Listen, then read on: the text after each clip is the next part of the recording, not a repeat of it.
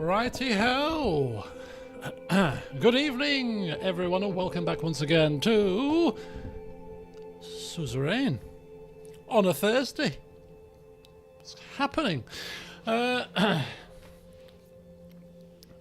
one and all. Joker Jake, first to get in there. Good evening, sir. How are you this fine Thursday? It's a bit warm in here. Whenever I start a stream, I suddenly... Oh, it's a bit hot.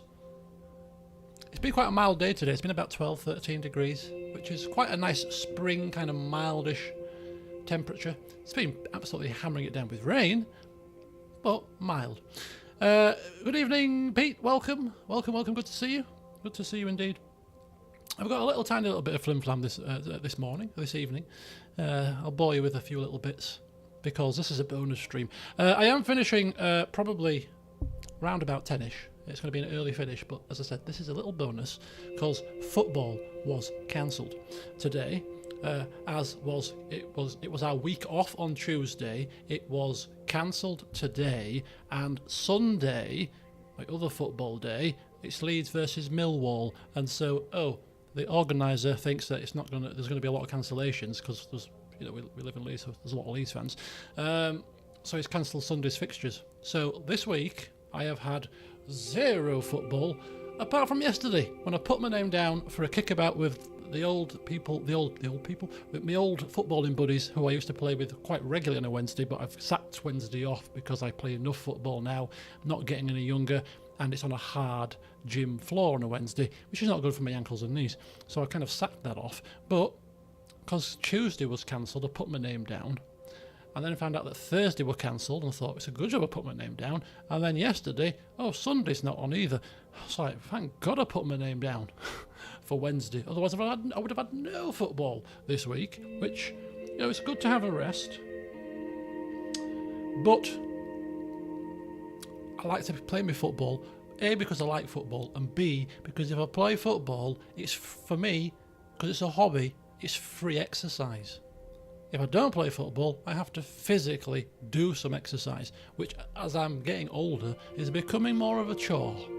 I still do it, because I need to maintain my physique and keep the weight off for when I do play football and all that, but it's getting harder, I tell you. So, yeah, I wasn't best impressed this week because of the lack of football, but hey, I've got a game in yesterday, and because I had no other football to look forward to for the entire week, I just went 110%. I was running all over the place. It was only a kickabout with it. It was a friendly game. I scored like 9 goals. I was all over the place. I was like a mayor screaming at people who weren't doing what they're supposed to be doing. I bet they thought, bloody hell, I'm glad you don't play regularly. Jesus. One of the guys, I literally screamed at him because he don't run around. He don't run. It's like, just move. It's not difficult. Bloody move yourself. It was a good laugh, yeah. But anyway, Flim Flam today. That's not part of the Flim Flam, that's just the introduction. Right, so how was my day at work? I'll answer the first question there, Cham. Now, I've got a little bit of OCD when it comes to leaving the house and making sure that I've got everything that I need. It's very rare that I leave the house and I think, I forgot this, I forgot that, oh dear. Because before I go out the house, I do the old little pat down. Phone, work pass, car keys, I'm happy. Out the door, boof, gone. I do it ritualistically. So since I joined my HMRC in 2016, I have forgotten my work pass 3 times. In, what's that, how many years? In 8 years. It's quite a good record. Today was the 3rd time because whatever happened this morning, completely forgot to do my little pat down until I got out my car. So I parked my car up where I parked my car to get out the car to walk to the office. Parked my car up, slightly scraped my alloy. I was a little bit upset about that. And that was even with me actually putting the mirrors down to see where I was parking, and still managed to scrape the alloy. I was like, for God's sake. Stepped out of the car, locked the door, and then did the pat down. Like, yep, keys, yep, phone, yep, to make sure that I'd not left them in the car. Phone, yep, pass. Oh, shoot. Not got me pass. Oh well, it's not the end of the world. It just means I've got to get a visitor pass when I get to the office. It's not a problem. So I get to the office, security guard pass. I said, I've forgot my pass. I'm awfully sorry. I'll have to go to the reception and sign in. Yeah, off you go, sir. Went to the reception to sign in, and the guys sat there behind the desk, and I've seen them. I don't talk to them because I don't need to talk to the receptionist because I've got the pass, and you need to speak to the receptionist if you need to sign in, and I don't need to sign in because it's my office that I visit. So I never speak to the guy, but I see him, and he's a bit poker-faced occasionally. So I strolled up to him and said, "I'm awfully sorry. I forgot my pass this morning. What do you need me to show you to prove that I work here, so that I can get a visitor pass?" That's a good tip, Nagisa. I might start doing that, actually. I mean, as I say, I've only forgotten it 3 times. It's not like I do it all the time, so, usually quite good. But he says, I need ID. Now, about a year ago, I stopped carrying my wallet around because A, it's bulky, and B, nowhere takes cash anymore, apart from supermarkets. Do you take cash? Oh, you don't take cash here. Which really winds me up. It was like, it's not legal tender, is it? My hard-earned coin that I can't spend it in your establishment. Sometimes I'm almost tempted to say, do you know what, pal, I'll put all the stuff back and I'm not going to spend any money in here because I've only got cash on me, so bye. But anyway, it's a slightly different issue. So I stopped carrying my wallet with me, which has all my stuff in it, with cards and stuff, credit cards, all the rest of it, other store cards, and my driving licence. So more often than not, if I'm just going to work or just pottering about and not going anywhere that I need stuff, I just take my phone, which has got, it's got one of those little kind of wallet things where you can put cards in. So I just put my bank card in there because, hey, everywhere's card, so I can buy stuff with my card, and I've got my phone all in one thing. No bulky wallets about. That's what I started doing. So long story short, when he says, "Have you got any photo ID?" I said, "No, I haven't actually. I don't carry my wallet around anymore." I didn't go into the whole cash issue with him. It was 7 o'clock in the morning and I wasn't in the best of conversational moods. I just said, "I've got my bank card, it's got my name on it. Oh, I need photo ID. I said, "Oh." And then it came to me, "Oh, I've got my photo ID on my phone. I've taken a picture of my driving licence. I've got my driving licence with my picture on my phone." Oh no, it has to be physical. Well, what's the difference? You can see the picture on the phone, you can see it's me, you can see my name, you can cross-reference it with my bank card, and if you really want to go the whole hog, I could open my laptop with you with my profile picture with my name on it that says I work for HMRC, that's got my picture on it as well because I've got my picture on my profile. With those 3 things, I think it's safe to assume I am who I say I am. No, I can't do that. It was 7 o'clock in the morning. It started raining when I was walking to the office. I got a bit wet. I could have jumped over the desk, and I'm not a very angry person, but I could have jumped over that desk and throttled him. His words were, "You'll have to ring somebody who's in the office to come down, or you'll have to sit and wait for somebody that you recognise to come through the doors." I didn't say, "You're having a laugh." I said it in my head. I said, "Fine." Took the ump. I said, "Fine." Ignored him, turned around and went to sit in the reception area. Thankfully, somebody walked in that I recognised 2 minutes later. Thank heavens. But that really annoyed the hell out of me. I thought, come on now. Let's have some common sense, some pragmatism,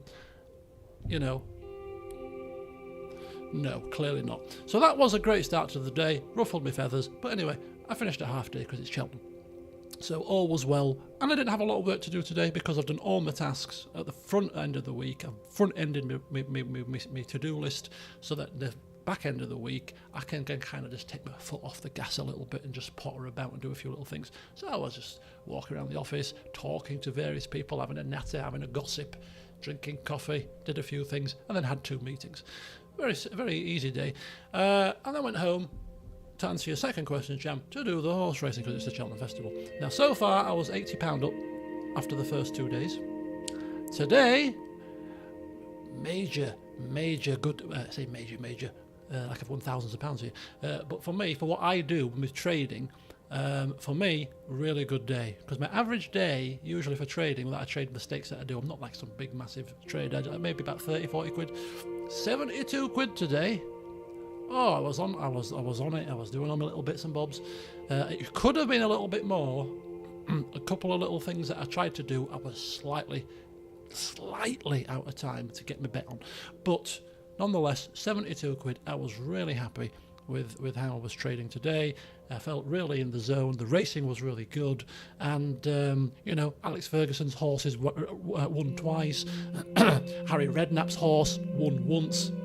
I backed Harry Redknapp's horse in terms of the competition that I've got going on with my work colleague, because I've got the little competition for the rum where we put £1 each way on a selection on every race in the festival. Twice, 2 of his horses won back to back.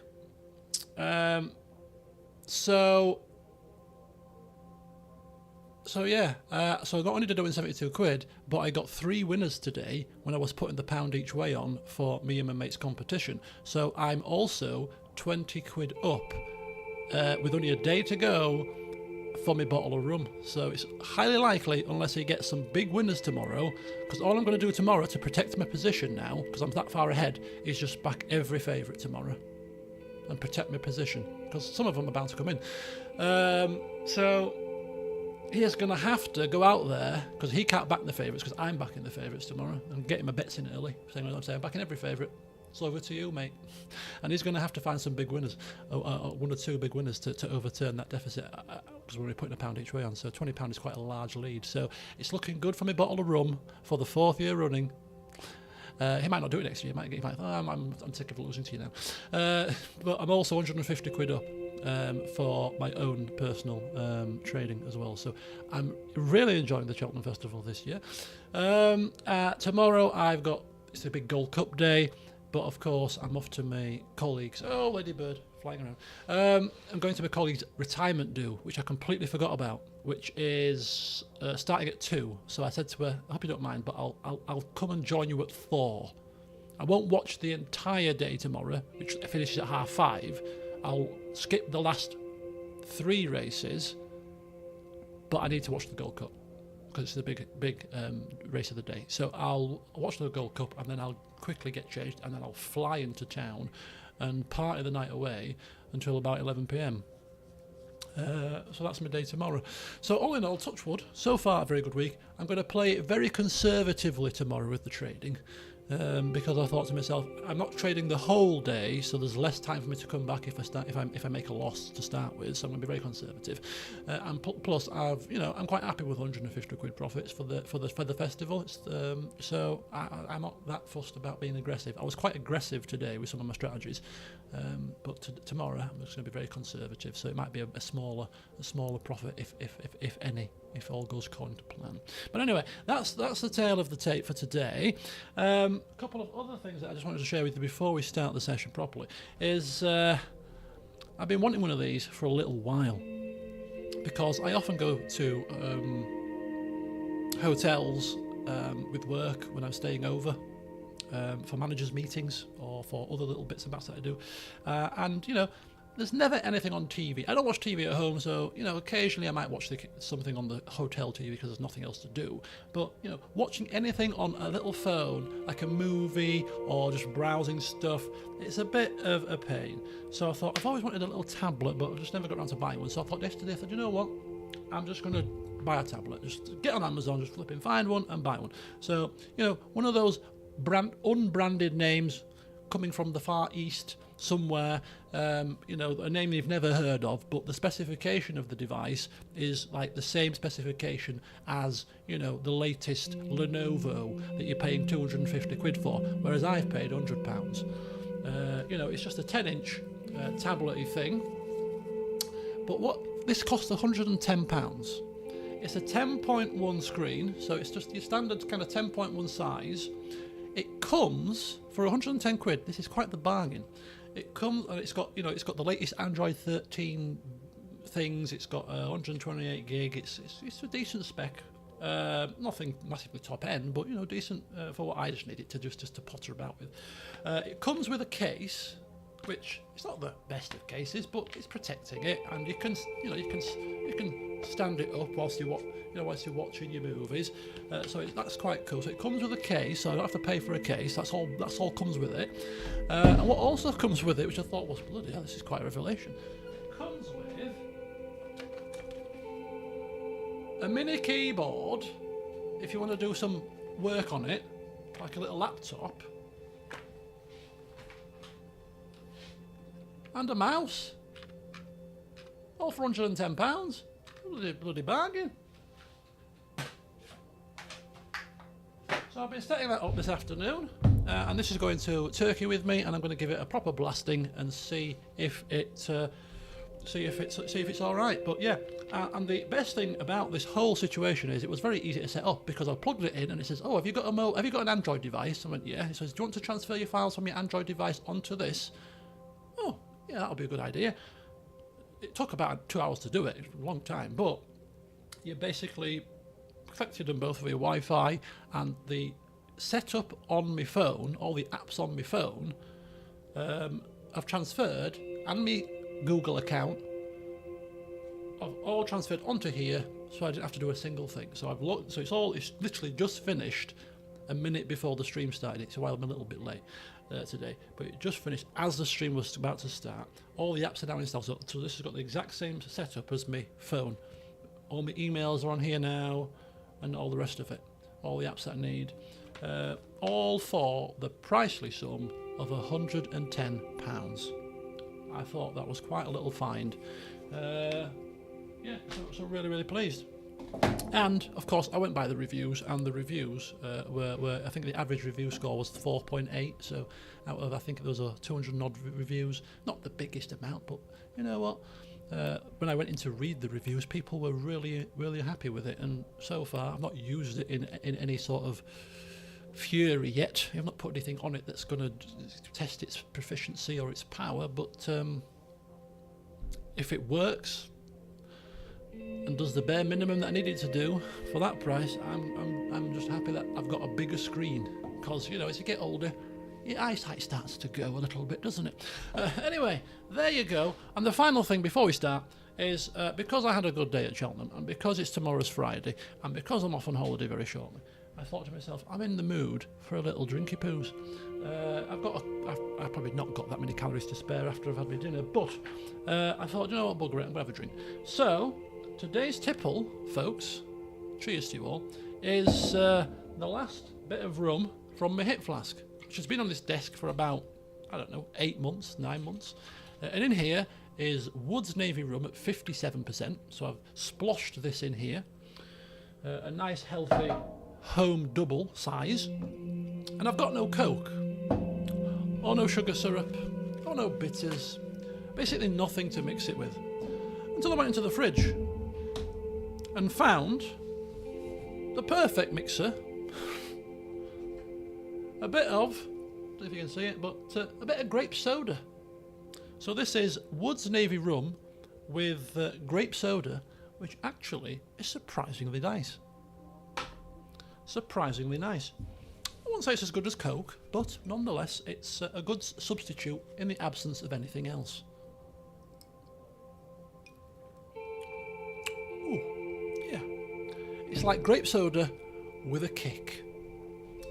So, yeah, President Rain got a bit sloshed on wine in the last session. It's now my turn with rum and grape. Right, there you go. I think I've caught you up on everything that you need to know. Oh, actually, you don't need to know it, but I just thought I'd bore you with it. Time for us to crack on. So, last time we left off, my wife decided that she was going to have her speech anyway.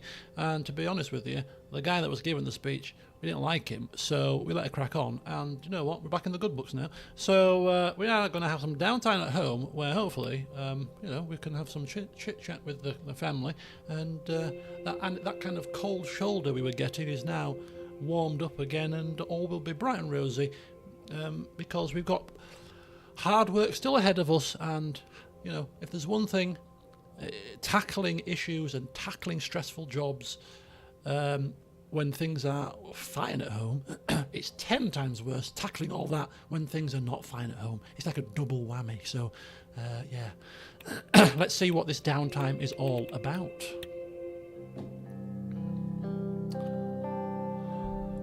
It felt like an eternity since the Benfey Festival. Oh, actually, before I start this, I'm going to give you all one guess what I'm going to do right this instant before I start the session. Now, you should know me well enough by now that I have certain rituals that I do. One of them is cleaning my glasses usually, but my glasses are clean. I've done my flim flam. You know, if I've got my dressing gown on, I have to take that off before I start. When do I go to the toilet on stream? Kitchen, very rarely. What do I usually do? Just, you know, at the start of the stream, I'd say maybe like 70% of the time, 60%. Cham's had a guess, not good enough. I want 2 more guesses. I don't know why I'm making you guess here. You probably say, just crack on with the game, will you? We've only got until 10. I might go into overtime yet. Come on, I was about to push my chair back and turn to the left-hand side. It's a bit of a clue, that. What am I doing? What am I going to do? You're racking your brains. Ooh, I've got a tiny little bit more of that rum in that flask. Close the drapes. No. Actually, speaking of the blinds here, I got these installed last February, so I've had them about a year, actually, over a year. How time flies by. And those roller blinds, I took pictures of them and put them in the Discord when I got them. They're the kind of the blinds that fit in the window, and they're kind of like striped, and you can have them half. It's hard to describe them. I can't remember what they're called. I think they're called day-night blinds. They're like day-night blinds, but they're in the they're actually put into the window. Anyway, the middle one, which is the biggest window, so it's got the heaviest load on the blind. Yesterday I tried to put it up or down, I can't remember which way, and it was getting stuck on the edge, and it started to all crumple. I'm like, oh no. So I'm going to have to check the warranty paperwork to see how long the warranty is, because if it continues, I'm going to get them to come out and say, look, that's not right, mate, you fix that. I could try and sort it myself, but whilst it's in warranty, I thought, nah, I'll get them back to do it. They're in Barnsley. They can come up and have a look at it. Right, no, I'm kicking my slippers off. That's what I'm doing. It's time for the slippers to come off. Serious business here. My feet are getting hot. Right, me neither. Right, come on, let's crack on. It felt like an eternity since the Benfey Festival. Had it really only been less than 24 hours? I was at home now, drinking rum and grape juice, grape soda, on my balcony. Oh, that'll be me next week on my balcony. Stack of newspapers lay by my side. No, this is not the 50s, mate. This is the modern day times. My new fandangle machinery over there will be on the side. I picked them up one by one, reading and rereading the articles about the festival. Oh, we're checking the news, seeing how bad the press is. After my wife's outburst. Some of the newspapers were merciless against Monica for interrupting Curtin during his speech. A few even called for her to be barred from political matters. Others expressed their support. I mean, not a surprise. You're going to have some that liked it and some that didn't. Okay, it's not a surprise. But in any event, I was relieved that the incident hadn't reflected too badly on me. Very selfish there, Anton. I was putting the last newspaper down as Monica joined me on the balcony. Listen, can we talk for a bit? Of course, I'm just sat here chilling on the balcony. Pull up a pew. Yeah, there you go. Pull up a pew. We gesture for her to sit down. Monica sat and picked up the nearest newspaper. She pointed to a particularly insulting headline on the front page. I never in a million years would have wished for this, Anton. I just wanted to thank you for supporting me and apologise for creating such a spectacle. All I wanted was to bring the people of Swordland together, the way you're able to, but not like this. Her eyes were getting moist. A single tear fell onto the newsprint.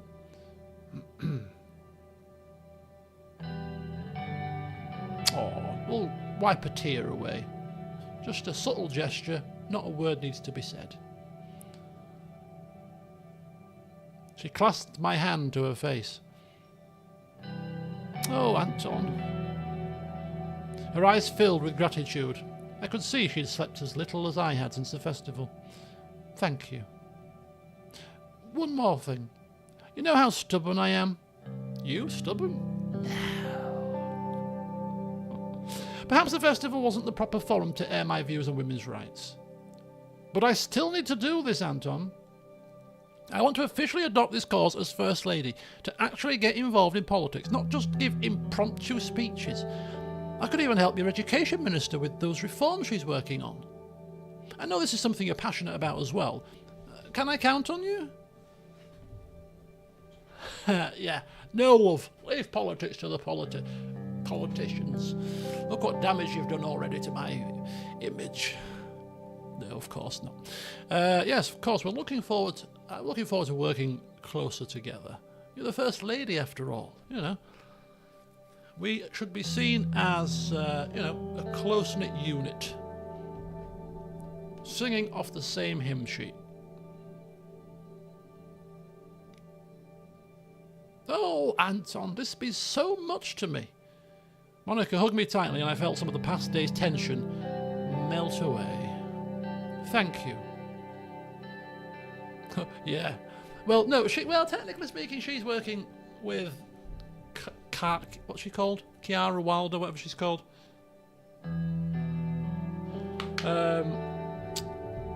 So, not too closely, because working closely with anybody in your family, your wife, your kids, or whatever, is probably a recipe for disaster.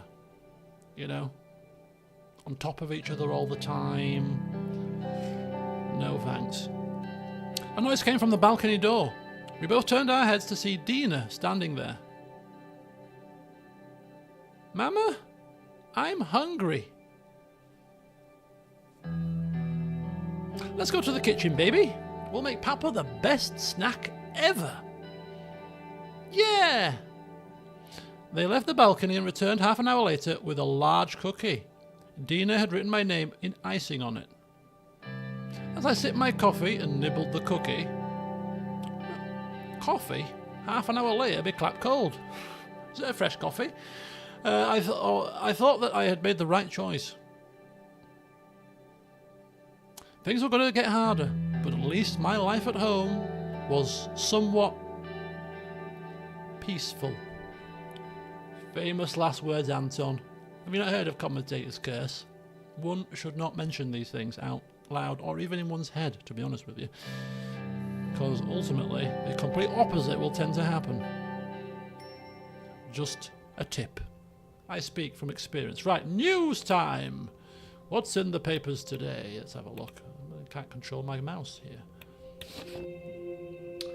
Right, okay, so we've got the Wholesale Post, Workers at Crossroads, Millennialism versus Arcasian Capitalism. Okay. As foreign ideologies continue to permeate our borders, Swordland's workers stand at a crossroads between millennialist collectivism and Arcasian capitalism. Both approaches present their own unique challenges to our traditional values and working class ethos. As Swordland carves its own path, it is crucial that our strategy centres on protecting our workers and promoting domestic industry.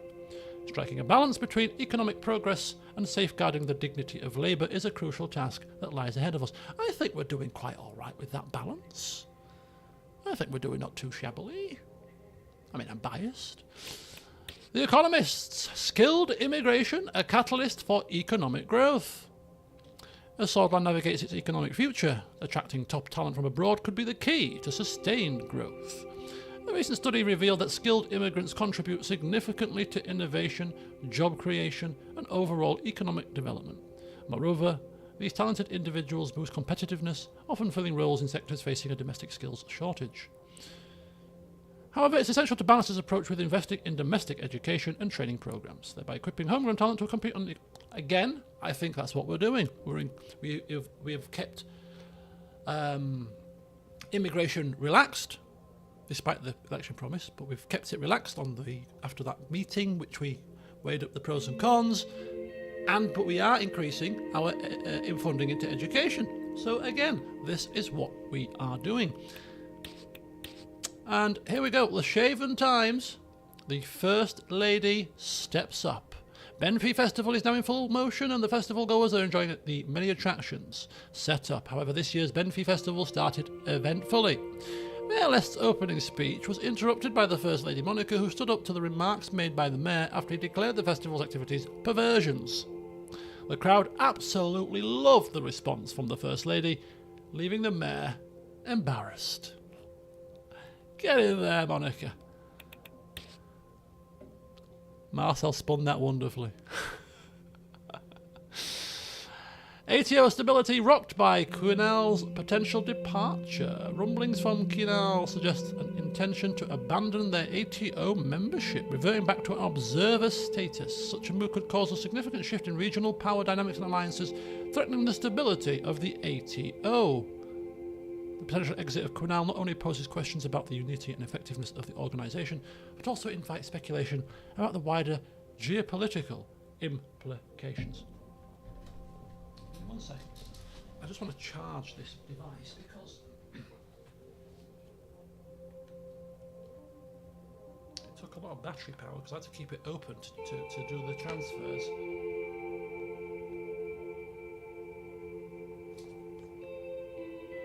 I think it's charging. I think it's charging. We'll see later. Sorry about that. The hidden costs of CSP-funded revolutions. While CSP-funded revolutions may promise progress, recent data reveals a more concerning picture. Countries experiencing such upheavals witness an average of 15% drop in GDP within the first 2 years. Moreover, 60% of these nations have also recorded a spike in civil unrest incidents. Blah, blah, blah, blah. This led to many international observers to scrutinise the efficacy of CSP's socio-political model. The path to development and reform is complex and fraught with... Well, we know that. Okay, very good. Okay, very interesting. So we've got some news here. Economic report. Ooh. What's that all about?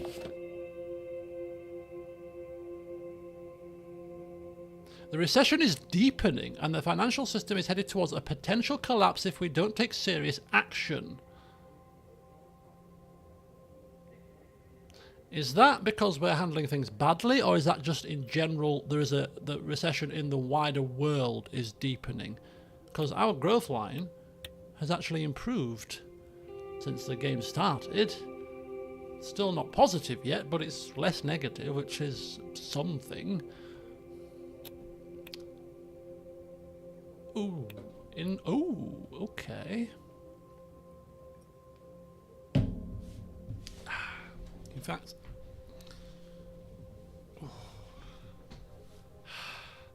did say it's a bit warm. I'm actually now going to take my socks off because my feet are on fire for some strange reason. I need to get some air to them. I think it's maybe because of the alcohol a little bit, because alcohol does make you a bit flush. Right. That's as far as my striptease goes, by the way. Don't expect me to be whipping any more clothes off, alright? Just in case you're getting any ideas. Right. Building Rumberg border fortifications. Simon might also be worried about the deficit. Okay, well, it's not that bad. And given our growth potential, I think -2 is perfectly fine, apparently. I don't think we can afford to go into -3, so if anything crops up that requires government budget, as important as it might seem, and as on board as we might be with it, we have to turn around and say no. Which is going to be painful. But hey, like building border fortifications, that's not going to be free, is it? It's not going to be free at all.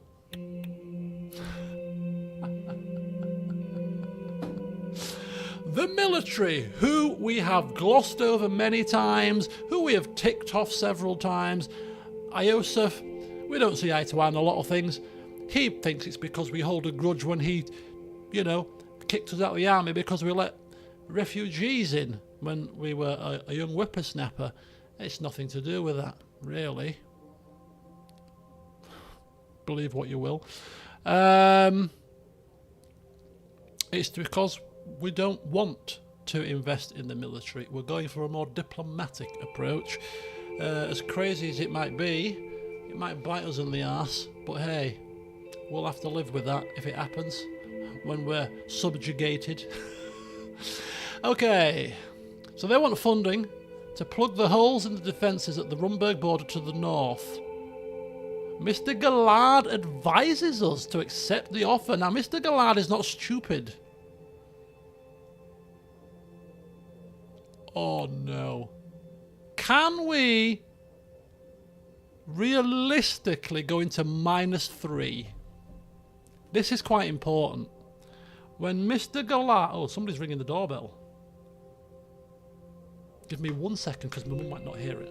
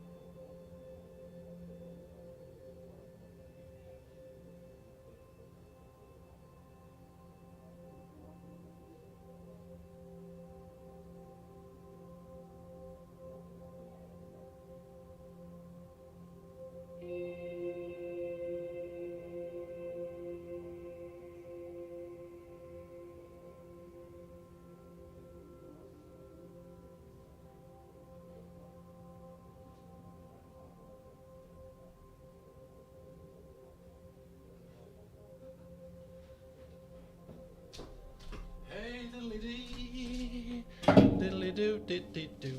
Oh my gosh, what a coincidence. What a bloody coincidence. Get this, folks.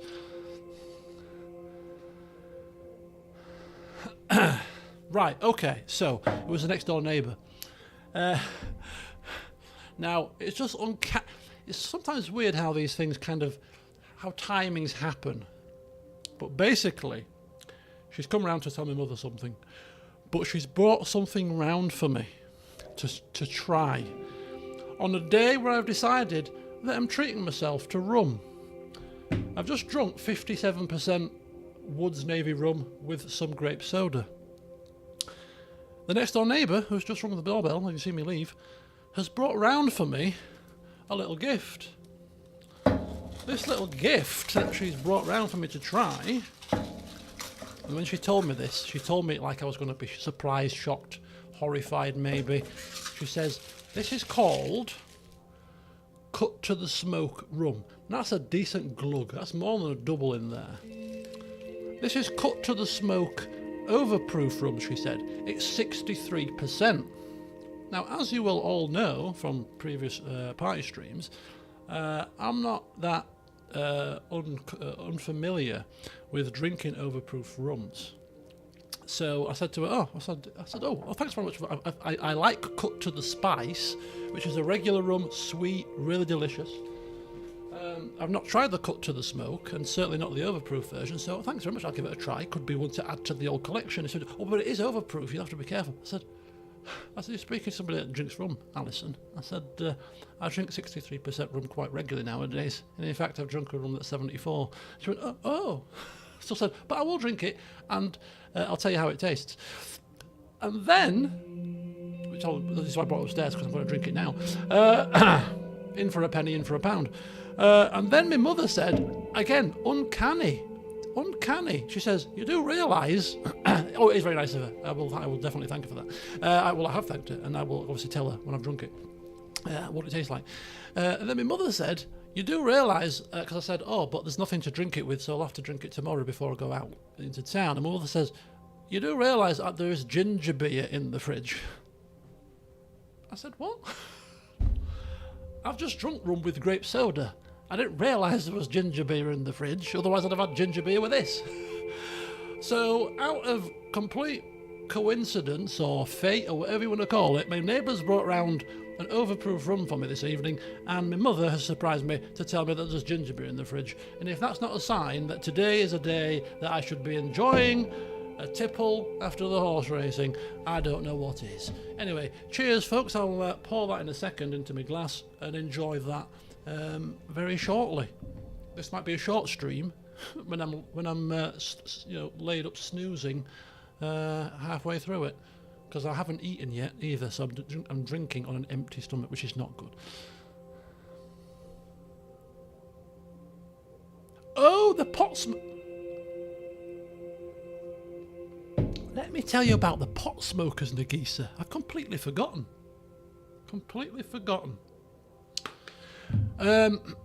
Remember, I did tell you the tale, right, guys? That I ended up in hospital again because I got a blood clot situation where I thought I'd got blood clots and I was coughing up and spitting up blood with tonsillitis. I think I told you that, right? I must have done. I will have done.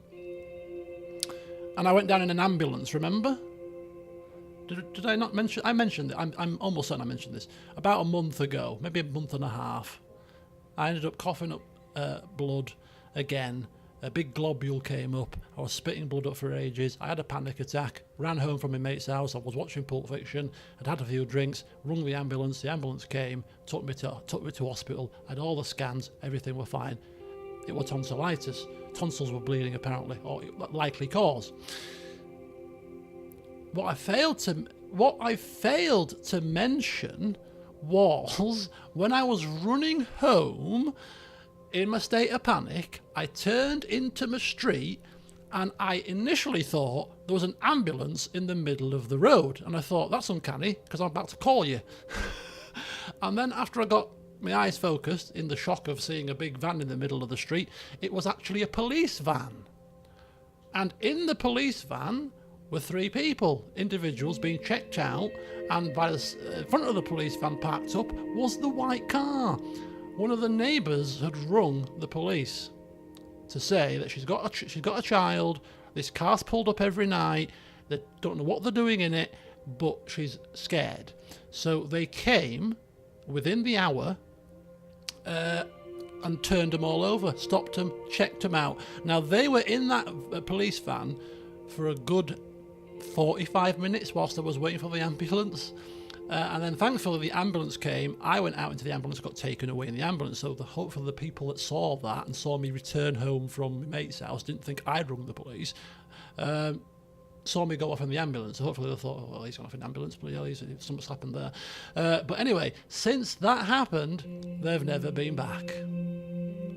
Hallelujah. Thank you, neighbour, for ringing the police and actually saying the right things. So I said, mother, take note next time. There's certain key words you need to say when you ring the police. Not, I just want to report there's a car pulling up and it's a bit suspicious. No, there's a car pulling up. I'm a 77-year-old lady. I'm vulnerable. I'm petrified. They're smoking drugs. Can you send somebody now? That's what you need to say next time. Anyway, there you go. But yeah, they've not been back since that day. So they've not been back for about, what, a month and a half or something. So all is well. Anyway, there we go. Slight distraction to the session there, but hey, right. I'm quite itching to try this rum now. Yeah, -3. But if we do not, and I did say that if something costs money, we're not doing it. We're not doing it, folks. But this is really bad because we have not got an ally. We have not got an ally to help us in any military situation. We have defunded the military. We don't build these fortifications, and we might as well just, be saying to Nuremberg, come on down. Come on down. Take what you want. Loot, pillage, plunder. We can't do a damn thing about it. I think -3 is quite bad, but I think it'll be worse if we don't do this. I think we can pull the economy back around, the government deficit back around. We pass this over, and I think we're not going to get another opportunity. So I think we're going to have to take the hit here. Simon will be having an absolute hissy fit, but we're going to task Simon with finding ways to increase our budget because, yeah, you are the Minister of Finance, so do some financing.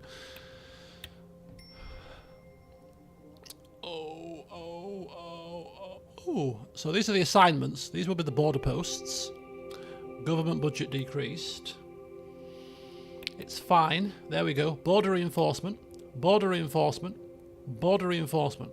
So that's quite a happy medium. We've defunded the military. I say defunded, but we've reduced the funding to the military. But we are investing in securing the border at least, whilst trying to open diplomatic talks. I think that's a good happy balance. I'd be happier if our budget wasn't -3, but ultimately with the approach I'm quite satisfied. So let's go onwards to Suzerain. Budget allocation of Swedish armed forces. With their reduced budget. Ooh, this is going to be an interesting and heated meeting, I feel. Okay, here we go. Apart from... okay, so we've got Peter, who's a drunken lunatic. And we've got 2 people that probably won't piss on us if we were on fire right now. Where's Lucian? Can I have anybody to help me out here? Good evening, gentlemen. Morning, afternoon, whatever time of day it is. Must be daytime. General Vulcan, Mr. Lanceer. Let's start with the briefing. Let's... we've all... if you work in any corporate organisation and partake in meetings or hold meetings or chair meetings, we've all been there. There's meetings that you look forward to. Not many, but there are some that you look forward to. There are some that you're indifferent to. And then there are those meetings that you really dread. Something's going to go down in that meeting. You just know what's going to happen. You just know it, and you think, right, I could really do without this today. But hey, I'll grin and bear it. This is one of those meetings. Perfect opportunity for a sip. Right, here we go. Very well, Mr. President. Vice President, sorry. Getting ahead of myself there. We have prepared a briefing to convey further details about the current situation of our military. Which branch would you like to know about? I suppose we'll start with the land forces. What's the situation with the army? According to the latest reports from Camp Strong Armed, currently we field 6 armies totaling up to approximately 400,000 active troops, which is a good amount. The real issue we are having is the quality, not quantity. Okay. Speaking of the quality issue, what is the current equipment status? Outdated, as we well know, but hey, we'll ask anyway. Or maybe we shouldn't wind him up.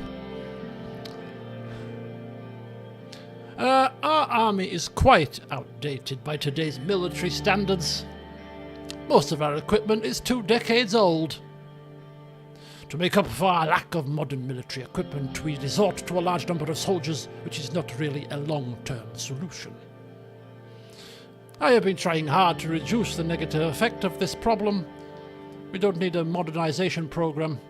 A standardized purchase of lacking equipment would do. We need more funding towards expanding the military size, otherwise our army will be seen as weak.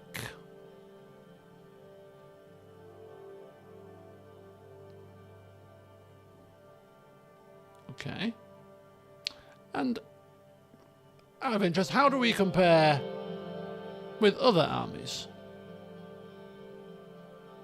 Romberg fields about 6 armies amounting to 1 million soldiers. Lesbia fields 5 armies which amount to 800,000. Valgsland fields 1 army of about 140,000. Okay. How many do we have? Sorry, remind me. 400, right, okay. 400 and ill-equipped. So Valgsland, we can take them probably, but they've got a very strong navy, by the way. And they're an island, so probably that's an issue. But if they're invading us, they'd have to land on us, so that's not an issue. Lesbia, I don't think Lesbia's a problem. Rumberg, however, 1 million soldiers. I don't think even if we invest in the military, we're getting anywhere close to Rumberg's military might. So we shall have to tackle Rumberg with other methodologies. Valen 100,000, Agnolia 200,000. Okay. That's not too bad. We're probably, in all of this shake-up, 3rd best. It's not bad. Let's not forget Agnolia have got support from Arcasia. I think Lesbia have got some Arcasian military camping in their lands. If we can ally with them, maybe seek indirect support that way, maybe.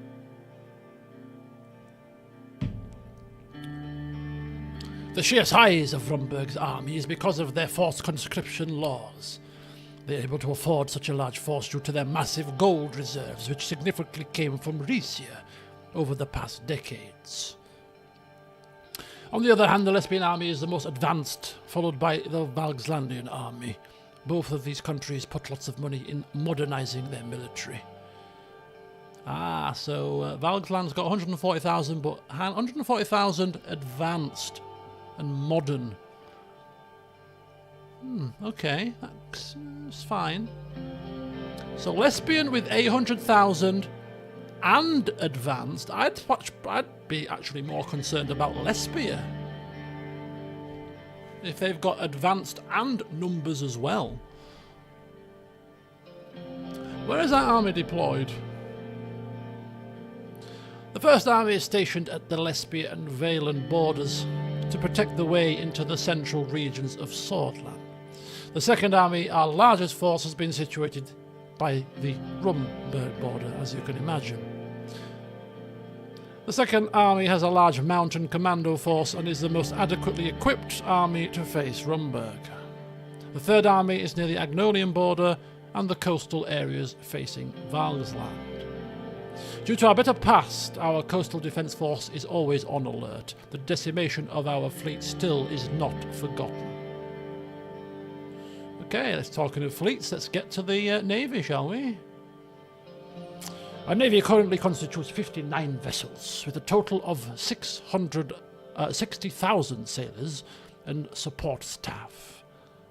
As you know, these ships are commanded from our main naval base in Conriat, where our flagship Essenrinen is docked. Ooh. Okay, let's do the old comparison, shall we? Our navy is dwarfed by the size of the Vaxandian navy, which has 194 ships. Agnolia that has 81. Not bothered about Agnolia, of course. We're going to be allying with them if we can. 194. So Valgsland, modern equipment, semi-decent sized army. 140, pretty small, but they are an island. But yeah, they obviously have probably quite modern, powerful navy. We only surpassed Lesbia in terms of our navy, as they have less than 30 ships. 30? Mind you, we've got 59. What are we laughing for? Okay. Lesbia don't need ships to attack us, at least. Situation is dire, but the solution is not just more ships.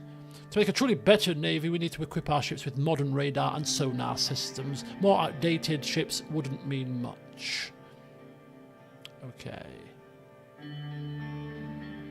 Which seas do our navy patrol?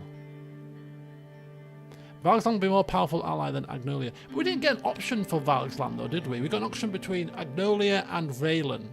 They were the two options on the table. Valgsland have never been touted. So I'm just working on that basis at the moment. But yeah, Valgsland would be quite a powerful ally. But aren't they like very much... I don't know. Weren't they very... But anyway. Oh, ice. I need ice. Mind you, this ginger beer is from the fridge, so it's quite cold. It's fine. Right, folks. We're going into the realms of the 63% rum here. Actually, the portion size when put into a standard glass isn't as big as I thought. But it is 63%, so it doesn't have to be big, does it?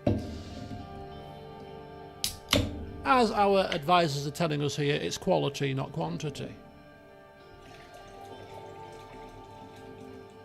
But I don't want to drown it either. So I'll do the old 3/4. 3/4 of a cup. 3/4 of a glass. There we go, folks. Cheers to you all. The final drink of the day. Clearly my calorie deficit today is going to be a bit haywire, but hey.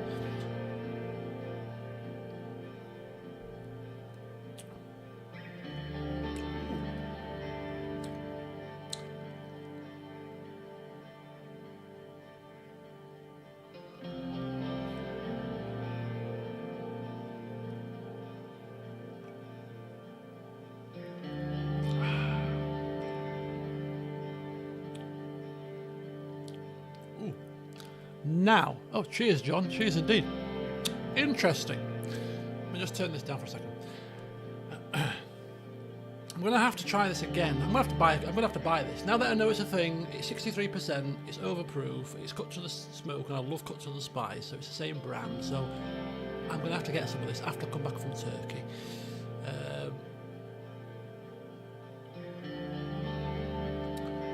If anybody's ever tried the fiery ginger beer, you can get ginger, like the old Jamaican ginger beer. You can get the light version, which is not very nice. You can get the regular version, which isn't as nice as it used to be because of the sugar tax. And then you can get the fiery version. It is St. Patrick's Day on Sunday. On Sunday? I thought St. Patrick's Day was usually on a Thursday. Why is it on a Sunday? I thought it was today, St. Patrick's Day, actually, funnily enough. Anyway. If you've tasted the fiery ginger beer, the old Jamaican fiery ginger beer, it tastes... Oh, it's always on the 17th, always on a fixed day. Oh, I didn't realise that. I thought it was like like Easter, like it just falls on like the Thursday before Easter or whatever it might, or whatever. Like, you know, some things fall or like Pancake Day. It's always a Tuesday.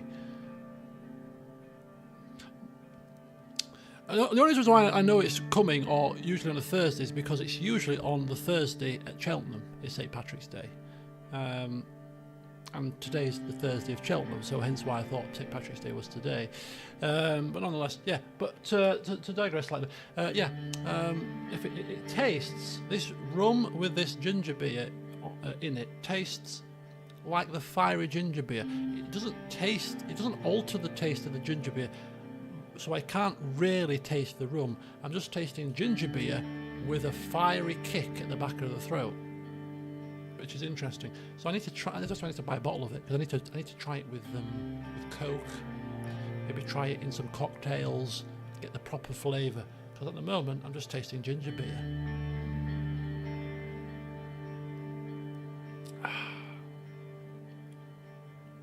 It's pleasant. It's nice, but I'm not getting a rummy taste. If that makes sense. If you were to give that to someone, mind you, I don't know, maybe I'm just attuned to drinking rum. If you were to give, but I do think if you were to give that to a person that just like, have a drink of that, what's that? Ooh, they'll get the burning sensation. Oh, what the hell's in that? It's ginger beer, but what's in it? They probably won't be able to discern that there's a 63% rum in it. They're like, well, what's that? You're drinking 63% rum. Oh, it's quite subtle in its flavour, but potent in its kick. That's how I describe it. Subtle flavour, but with a kick. Right, okay. My neighbour must have left because my ring doorbell has just buzzed. So I'll have to tell her tomorrow how it tasted. Right, anyway, back on task. Which seas does our Navy currently patrol?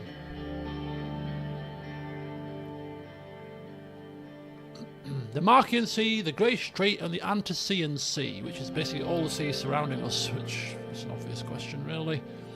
Our Navy protects all our coastal regions, however, to make sure we are not thinning out our defence, we prioritise certain regions over others, like Greater Holsword, as you should.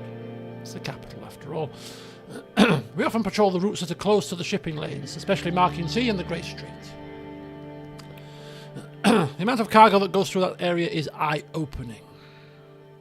Another thing to note is, after the takeover of Helgeland, where our Navy has led incursion operations to protect Agnolia, we also take part in some joint Navy drills as well. Okay. How are our capabilities in power projection? The truth is, we are limited to our near region due to the size and technological level of our naval ships. If we had modern support vessels, we could participate in international operations. That's right. We still hold some power, though. If needed be, we could block the trade at the Markian Sea.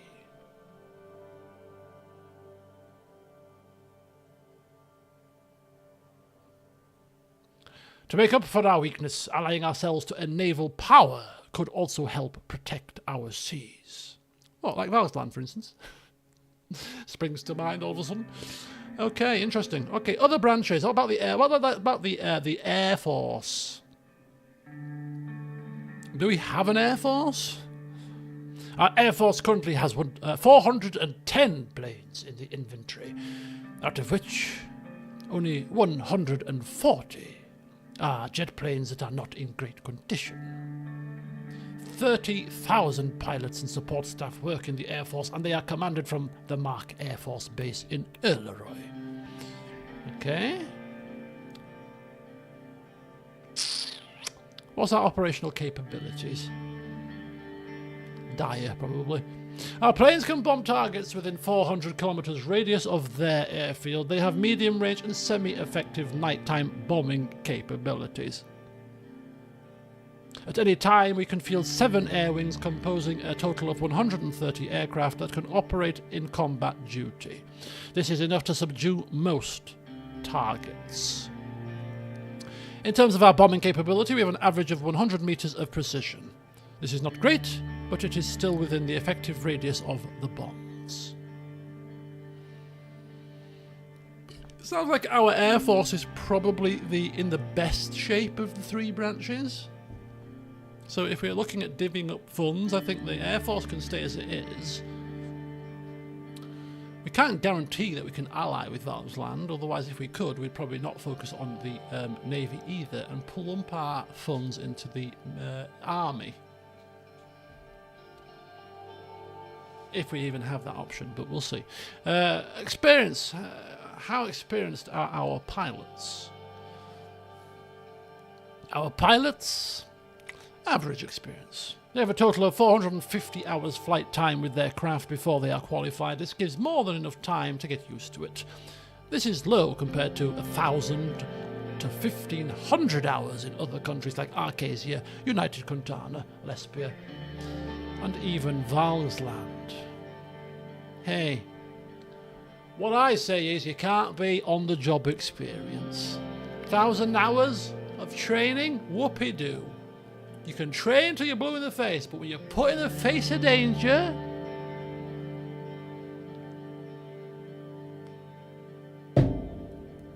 game over if you're not ready for it, you know what I mean? Normally the hours per pilot should be higher, but due to the lack of funding we can't increase the training times. Fuel costs are rather high.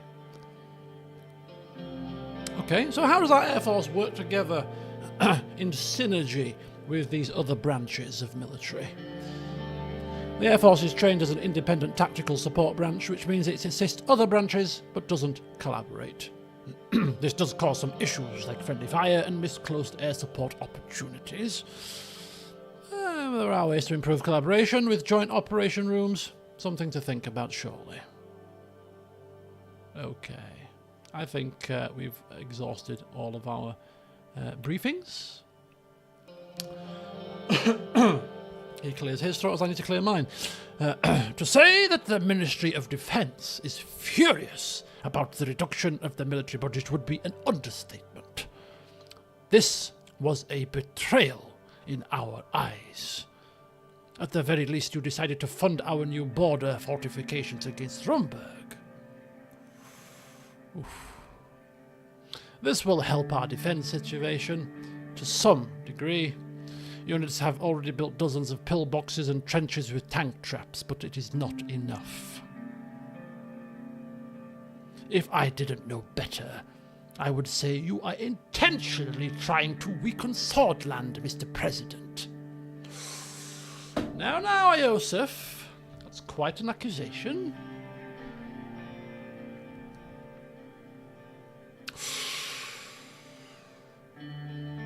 Do you know what? Normally we're very level-headed and very calm, and we've never lost our temper whilst being in charge. We barely sip a drink. We barely let our demeanour slip, if you've noticed. I've tried my best to maintain a very professional demeanour with our president. However, this man really ruffles our feathers, and he dares enter my office and accuse me of intentionally trying to weaken this country. We're going to go strong-arm on this one. You do not come in here, Iosef Lanceer, and accuse me of treachery. How dare you? We're not saying it in a temper, but we're putting it back right on his toes. Did not respond. Yeah, keep your mouth shut if you know what's good for you, we're thinking in our head. We stared each other down. My glasses are on, my hat's still on. Well, we're in the office now, but hat's probably off, you know what I mean? Behind closed doors here. Hat's off, but the suit's still on. You know, coffee at my side, glasses still on, as I've been reading papers before this damn meeting, and I'm staring this man through my glasses, dead on. Looking away, no. I'm staring you, Iosef, right in the eyeball. And I'm not looking away until you do. Peter finally interjects. Let's calm down, gentlemen. Oh, I'm very calm, Peter. Did you hear me raise my voice? No, I'm just stating a fact. Did you not hear him accuse me of treachery? This, Peter, Iosif, Vulcan is a new age. An age where military is not top priority. Right? We are transforming Swordland. We are going to be a diplomatic nation going forwards, and that is how I see things. Now you can either support me on that, or you don't. Your choice. This, Mr. President, is the age of Rumberg expansionism. And here we are cutting funding for the military. We will need to cut training time. Let soldiers go and stop purchasing equipment. This, quite frankly, Mr. President, is disastrous. I know he's kind of right, but hey, we don't want to admit that to the man, do we? We're still adamant we can get round this with diplomacy against a woman who we have read that is the least diplomatic person out there. But hey, disastrous. We will destroy the armed forces as we know it. And this is coming from a general that is very well respected. This guy, I mean, don't get me wrong, he's probably well respected, but this is Vulcan Kruger.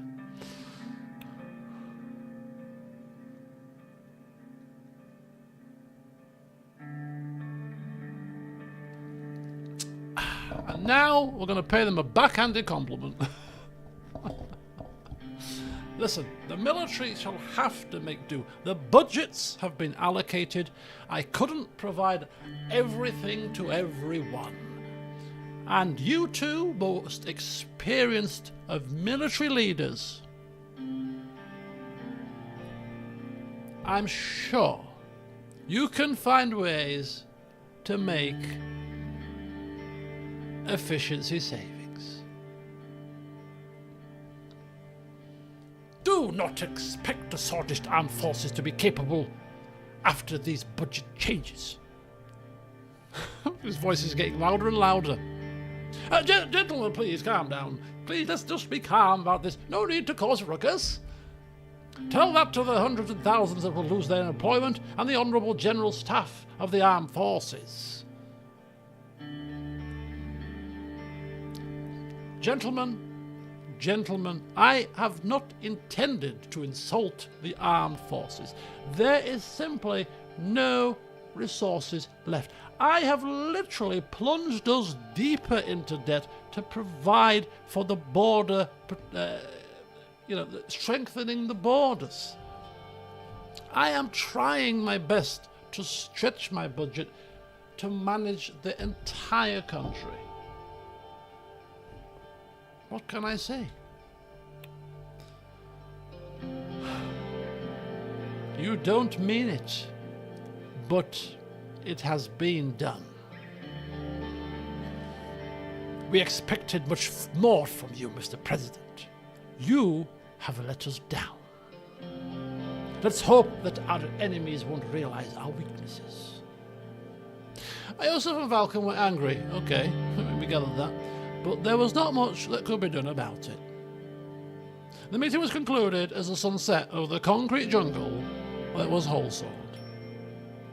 As I said, one of those meetings that you just know was not going to go well.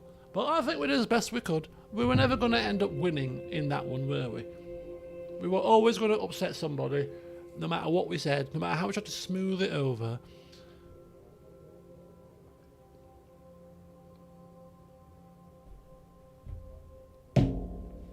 It's clearly very strong because I can feel it going to my bloody head already. Excuse me. If you ever want a surefire, quick-fire way to get yourself nice and merry, I recommend just having a couple of overproof rooms and you're done. Right, the tower symbols. The tower symbols are the border reinforcements that we have funded. I'm assuming that's what you're talking about. There's three of them. We are strengthening the borders here. Let's have a look at the papers. News, a blow to national pride. The recent investments by Rumberg and Riesier in our homegrown Gotham Corporation are nothing short of a national disgrace, says the Whole Sword Post. These foreign powers, in buying their way into our economy, are undermining Swordland's sovereignty and weakening the pillars of our proud nation. It's high time our government, under President Anton Rain, revisits its policies and prioritises Swordish interests over foreign capital, just like the former president Tarquin Sol did with the energy protect. Who wrote this tosh?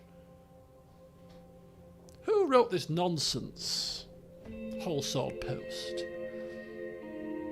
They were supposed to be the neutral pit. Exactly. Somebody has taken over the Whole Sword Post. The old editor's been sacked, apparently. Oh! Good spot, JJ. Sorry if I've blown people's ears out there, if you're listening on a headphone. Yes, we're in a positive. The growth line has gone up. Oh, please. Somebody needs to report on this. Economist, where are you? You know, President Anton Rain has turned our economic growth projection round. That needs to be put down in the paper somewhere, surely. Let's whip up some bloody positivity around here. Right, Swordland today. Second Contanan satellite in second one. We read about the first one in the last session. A second successful satellite launch from the Rostoner Air Base, which has now reached low Earth orbit. Very nice. Oh. Dinner's ready. Bear with me, folks.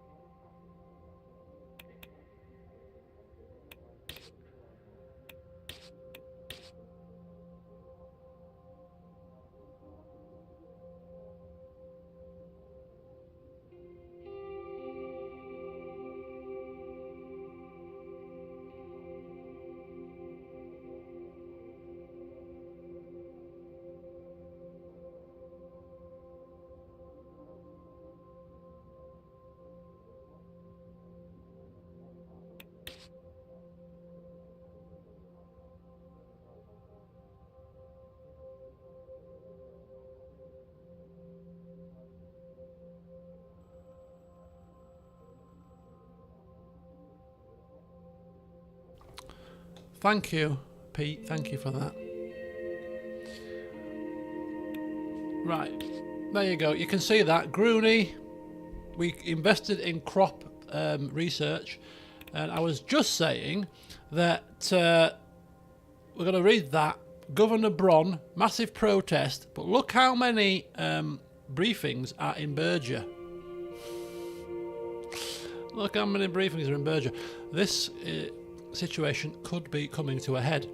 An explosive wave of protests. Oh yeah, and I was also telling you that I've got sausage and mash for dinner. Sausage, mash, Yorkshire puddings, veg.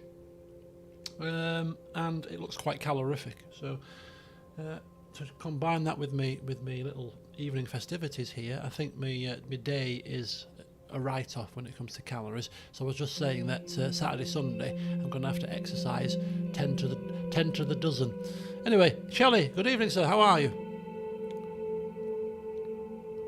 You're like a rum or two, Shelley, and you've missed it this evening, because this evening is the first time in quite a while that I decided that I was going to have a drink whilst I was streaming. So I've had a couple of rums, some very strange concoctions. I had Wood's Navy, which is 57%. I had that with grape soda because there was no mixer, I thought, in the freezer. And then about an hour into the stream, the doorbell rang. My neighbour came round, completely unplanned, considering that I don't usually drink in the week, but I've had a really good Cheltenham Festival so far, so I thought tonight I'm just going to celebrate. It's the weekend coming up soon, I'm off on holiday next week, I'm going to just enjoy my evening tonight. When I should be playing football, why not?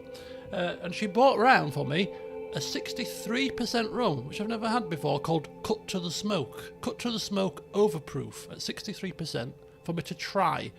And then my mother turned around and says, oh, there's also ginger beer in the fridge, if you didn't realise. What? So, rather impromptu, but rather good timing, I'm now drinking an overproof rum at 63% with ginger beer. And it's quite nice. Just taste the ginger beer. You can't taste the rum, but it's ginger beer with a very large kick to it, because I can feel it's gone to my head. And I've only had two rums.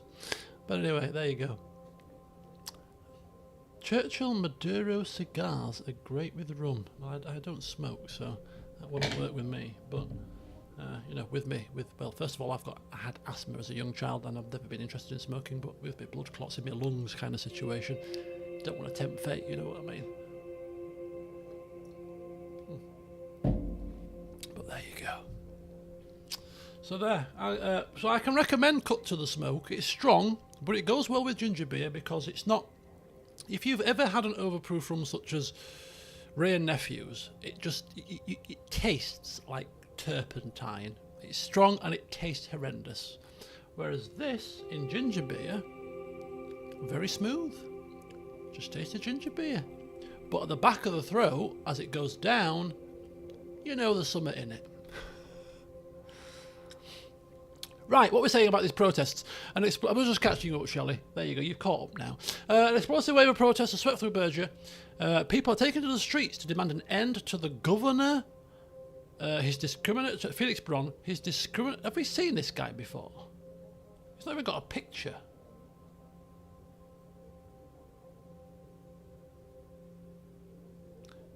So he's adopted a hardline nationalist stance.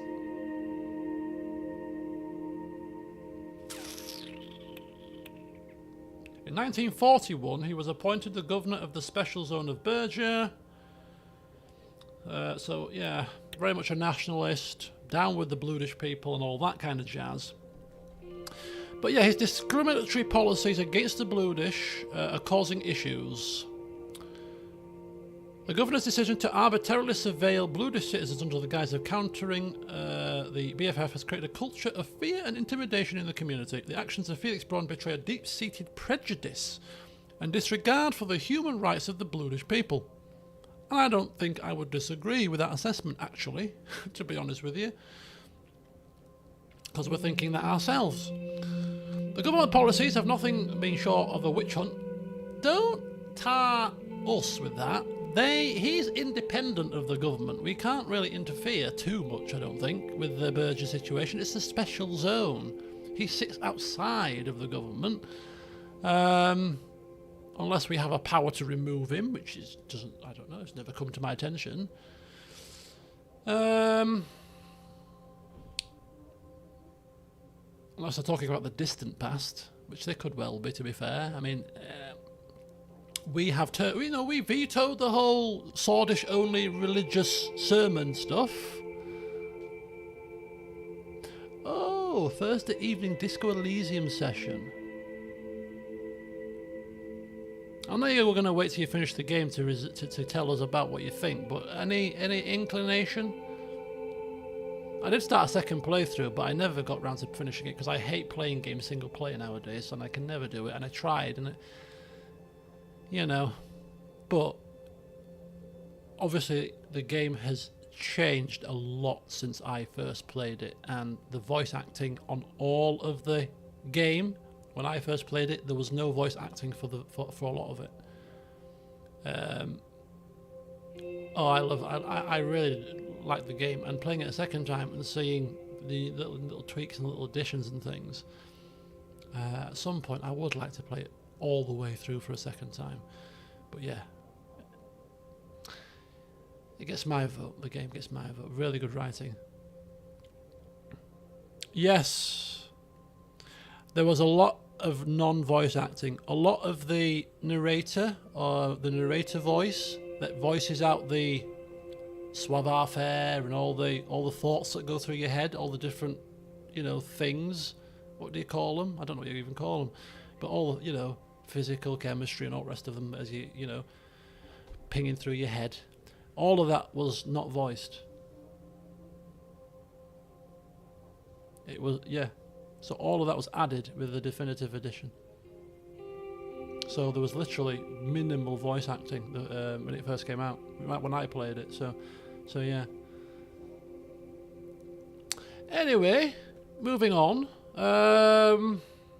Civil liberties, basic human rights need to be respected. Special zone must be abolished. Governor held accountable and removed from office. Now, funnily enough, I've mentioned this in the past, that all of those things that have just been mentioned in this paper, if I can actually do it, I would happily do it. I think the special zones should be abolished, Burgess should be integrated, an olive branch should be offered to the Bluish people, and I think that this whole governor sitting outside having this kind of exceptional power to do as he pleases should also end. So, do you know what? Radical paper, I'm completely with you on that one. And when I get a chance to do something about it, you bet your bottom dollar I'm going to do that. I read that recently, actually, about the Disco Elysium studio. Didn't they lay off a lot of people? Or even go bust? I can't remember what I read, but I read that there was some issue, which was a crying shame, because, the game is absolutely fantastic.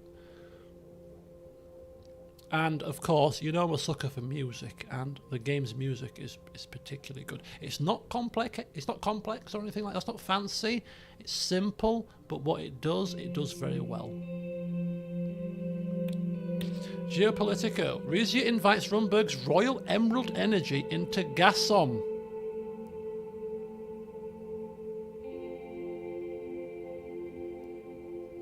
That's interesting.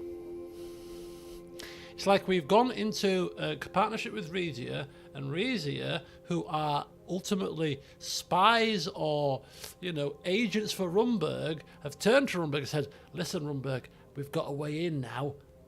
Here we go, we can really cripple them before you invade them. How about that? Suckers. That's not good. On the flip side, you might say that Rumberg have got an investment in our energy and therefore are more friendly with us because, hey, we're showing an olive branch, we're showing diplomacy. Why would you want to invade us? Let's just be diplomatic. You want shares in certain things? We can discuss it. You want to profit from something? We can discuss it. Just don't kick the doors down. We'll see. Right, what's happening in... There's a lot of briefing. Do you know what? Whilst there's this much reading to do, I think now is a perfect time for me to eat my dinner. So we'll go through all of the briefings, and then we'll proceed onwards. But this big plate of food is sat here looking at me, so I'm going to eat it. Lots of events.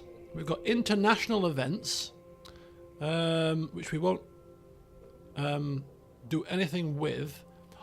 Oh, diplomatic missions are finished. Yeah, we've got lots of reading, so I'll do all the reading, and then we'll reconvene and look at what's happening on the international stage. Getting exciting, right? Okay, bear with me.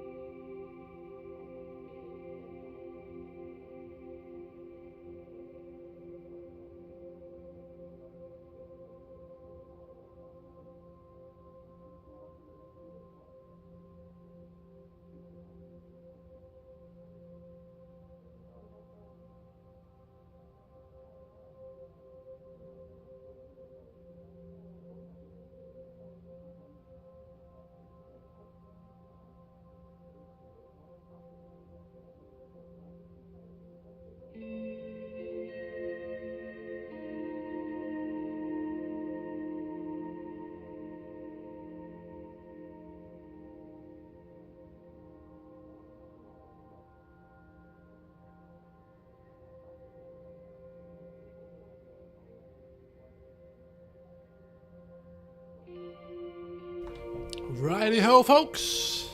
It's time for diplomacy. Right, okay. So, Agnolia, these would be our preference, regardless. And we got whaling, of course, the 2 diplomatic missions. I was advised to speak with Agnolia first, which we shall. They, of course, are our preference. So if any sort of terms are favourable, we have to make a decision. Then we'll see what happens. Trade talks with the Prime Minister of Agnolia. Swordland 1. Look at that. Not Air Force 1. Swordland 1. That's probably our personal armoured plane, isn't it? Flight to Starport. Diamond Dogs. Oh, that's a good... Yeah. I'm still mortified to this day that my Diamond Dogs mug that somebody had bought me for Christmas from the channel got broken. And I never even got told about it because it just vanished. One day it was there, next minute it was gone. I was like... It was the I Love Dee Dee mug, if you remember. Oh, it was ages ago. We're talking ages ago. But obviously, I got the mug. Ryan Marsden, good memory, Cham. It was Ryan Marsden, yeah. It got me it for. I don't know if it was for Christmas. It might have been for Christmas. Was it for Christmas? And yeah, loved that bloody mug. Still to this day, I know it was an unfinished game, wasn't it? Because of the infighting between Kojima and Konami, but. Even so, I really like that game. And again, as I mentioned many times before, it was a significant period of time in my life because I'd left the police and I was out of work for 14 months, and that and Witcher 3 I was playing for most of the time when I was off work, so I had all the time in the world to enjoy it, savour it and play it. It was. I just remember many a day getting up at like 10, half 10. Oh, no work again. Oh, what are we going to do today? Oh, I should have played some more Metal Gear Solid 4, thanks. Happy days. If only one could live like that forever. People say, I might as well, I like to have a little bit of flim-flam after I've eaten. That, oh, I couldn't retire, I'd be bored, me. Oh, I couldn't be out of work or win the lottery or whatever. Oh, I'd be bored. I won't be flipping bored. I'd do this full time, quite happily. Play games, record, have a laugh and a joke. Oh. It'll do me quite nicely, that. Do me quite nicely. I can find things to busy myself with. I've got horse racing. I've got 1,001 things I can be doing that I don't have enough time to do right now. Anyway, let's open trade talk, shall we? I'm slurring my words. I'll never win the lottery because I don't put it on.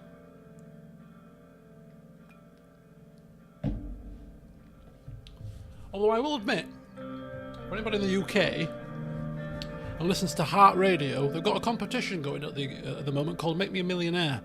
And basically what they do is they give you, at the start of the day, they'll say, right, today's daily cash amount is 6 grand or 10 grand or whatever it is.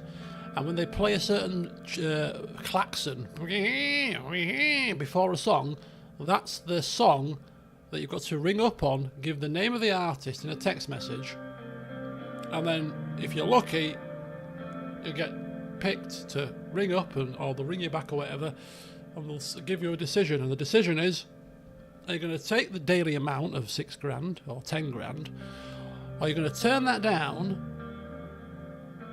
and put yourself forward into the draw for $1 million? And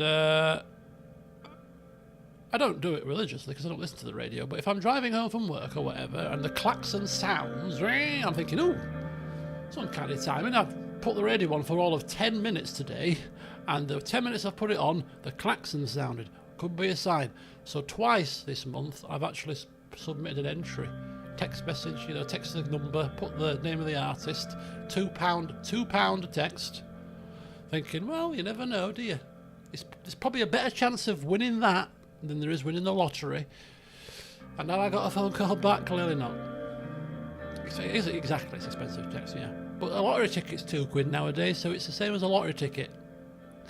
And you've got a better chance of winning that. Now, don't get me wrong.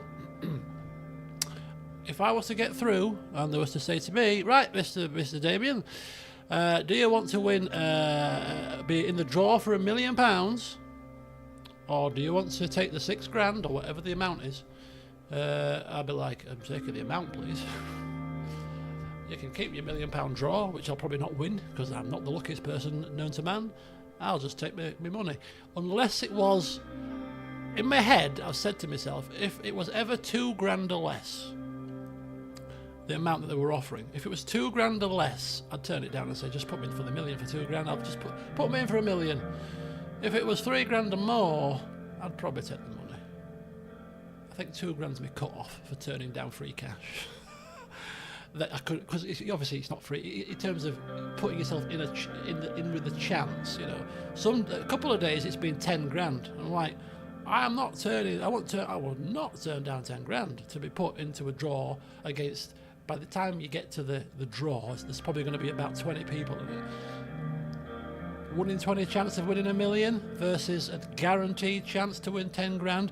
If you were being very mathematical and methodical about it, you could calculate an estimated expectational value of winning the $1 million. So if you've got a 1 in 20 chance of winning $1 million, you times that by $1 million to get your expected value. And if your expected value is more than £10,000, you should actually go in the draw. But life don't work like that, because £10,000 guaranteed is a lot of money. See you later, Shelley. See you later. Enjoy Disco Elysium, and I'm looking forward to your full review once you finish the entire game. And then after you've played Disco Elysium, Shelley, if you're still here and not swanned off that quickly, your next game after that's surely got to be Outer Wilds.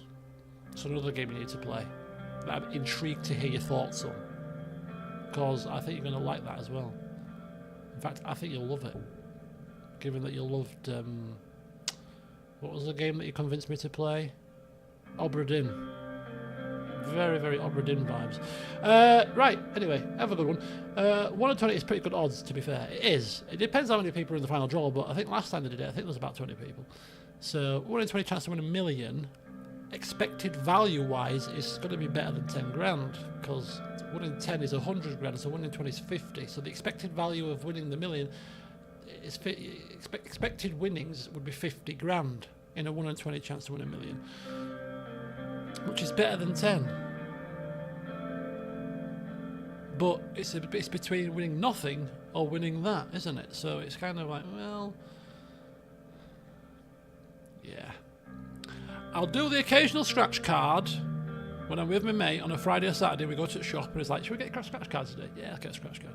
We'll do occasional scratch card, like once every couple of months. And yeah, if I'm in the car and the radio comes on and the klaxon sounds, not always, but sometimes I'm like, is today going to be the day? Yeah, go on, I'll give it a try. And it's usually like a Friday or something like that.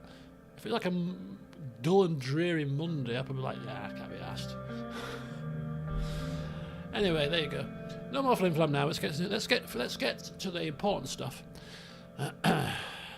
My plane's flight from Hullsore to Stourport took 3 hours, but went very smoothly. David has approached us while Simon is reading his newspaper. Looks like we're about to land, Mr. President. I looked outside and I could see Helioland. It's hard to pronounce when you've had a couple of drinks. Helioland. The island in between Vangsland and Agnolia, which is... I can't see it just right now, but it's... There you go, right there. So many conflicts over such a small piece of land. The island can barely sustain itself without the outside help. Well, it is a very strategic position, is it not? Certainly. If you have Helioland, you are in control of the whole Valgos Channel. I suspect it will be one of the topics that Mr. Van Horten will bring up as a bargaining chip. We must be careful. Helluland might be under the control of Agnolia, but the international community has yet to recognize it. For a good reason, too. Nobody wants to make an enemy of Valsland, especially because of the support of United Quintana and the CSP. Yes, I mean, ideally, I wouldn't want to do anything to injure our relationship with Valsland either, if we can help it. I agree. We should try our best to stick to the middle ground. Simon folded his newspaper, got up from his seat and sat right next to us. Simon's heard enough. Let's start talking economics, shall we? Aside from the point of Helluland, we need to be careful with the additional requests. According to the deal that was negotiated so far, they want to sell us their steel for a higher price, and they are requesting easier access to our agricultural market. In return, they are promising cash flow and investments, especially in the Agland region. It's not hard to guess why. Precisely. Agnolian immigrants in our Agland region make up a good chunk of the area's economy now. During the initial negotiations, they brought up the topic of immigration many times. The fact that we have relaxed our immigration laws will help tremendously. Let's see if we can shake hands on it. The pilot made an announcement that the descent had started. David and Simon went back to their seats. I took another look outside the window. I could see Starport, the capital city of Agnolia. The large dockyards of the city, the canals, Stahl in Agnolian appeared closer as our... Oh, Stahl in Agnolian. What? The canals are Stahl? Is it? No, no. Stahlport was certainly a fitting name. So what is Stahl? The canals or the dockyards? Oh, we've touched down. That'll be me on Tuesday. Oh, hey. Right. The welcoming ceremony. Red carpet and everything. Mind you, we are the president of the neighbouring country. What time is my flight? I still don't know. I think it's about 7 o'clock in the morning. Maybe 8-ish. It's a morning flight. I think it's about 8-ish in the morning.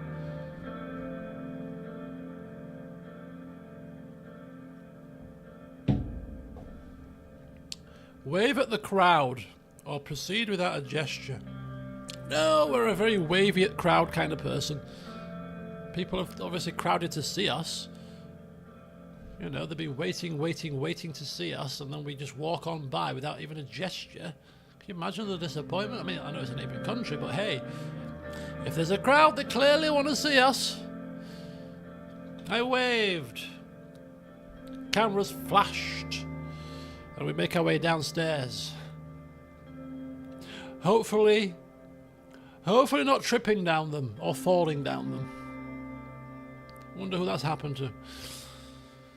Prime Minister Van Horten was nowhere in sight. Instead, I was greeted by the Foreign Minister. That's perfectly fine. After handshakes and a couple of photos, I moved to the car where Sergei was waiting to drive me to the office of Prime Minister. Ah, good day, sir. I hope the flight was comfortable. Yes, it was, thank you, Sergei. We get in the car, go through the forest streets, and we're obviously flanked by many protective vehicles from both Swordish and Agnolian descent. Loads of ships were anchored in the dockyard, and some of the boats and machinery looked old. Oh, outdated equipment. We know it very well.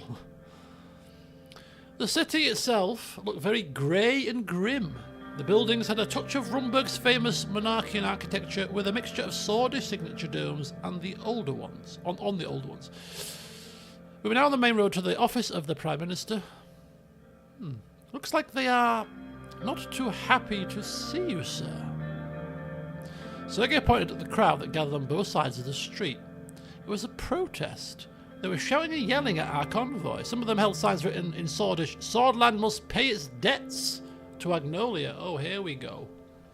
There we were, waving to crowds a minute ago, and now things have taken a turn. Don't worry.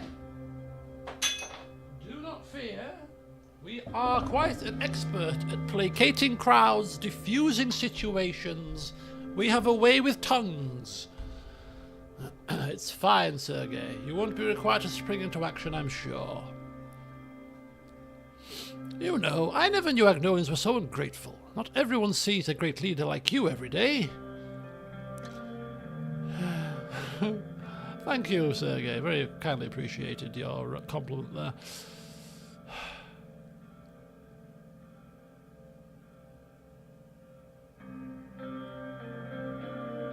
Yeah, but we do actually wonder what their state has said to their people about us. Interesting thought. They are afraid of you, sir.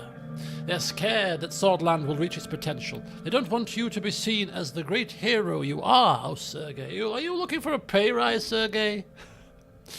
Buttering me up.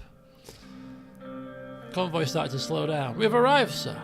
The car continued through the gates while the security vehicles went the other way. We finally came to a stop in front of the door. Sergei left the car and opened the car door. I exited and began walking to the door where dozens of press and the Prime Minister were waiting for me. We have arrived. We have arrived.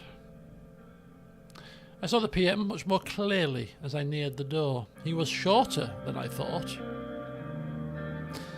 Mr. President, welcome to Agnolia and to the beautiful city of Starport.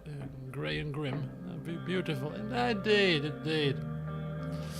We're being diplomatic now. Thank you very much for such a warm welcome, Mr. Prime Minister. It is great to be here. See, we can spin a yarn with a straight face with the best of them. He reached out for a handshake. The press surrounding us had been waiting for this moment. Could you imagine if we didn't even shake his hand? Clearly it'd be an option. Overpower his handshake. Shake hands and hug. Ooh, interesting. There's not an option to not shake, which I thought there might have been. Shake hands regularly, shake hands and then hug. Or, no, we're not going to be like power struggle. You know, crush your handshake. Crush his hand, oh, and then put our hand on top of his hand. You know, the power shake. Thank you. No. Shake hands and a hug. Unity.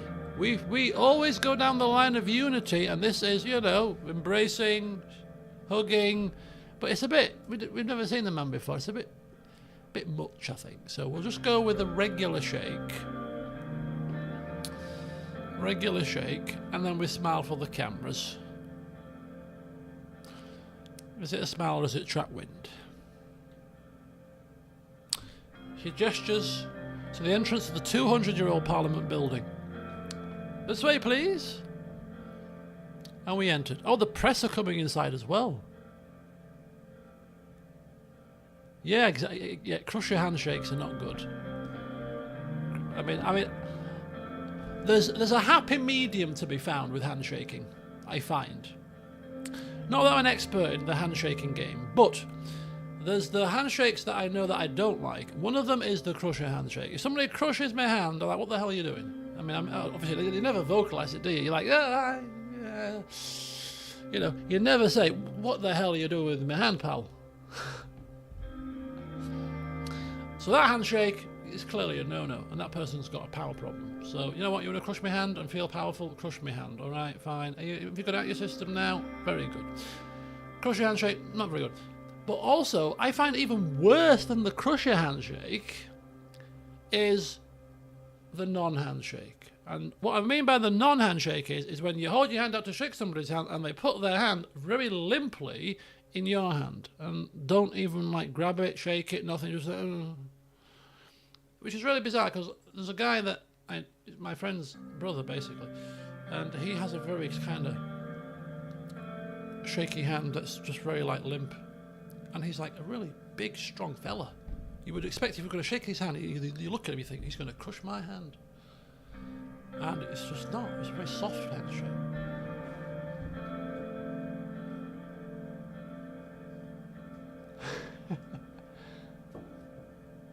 Push your hand away.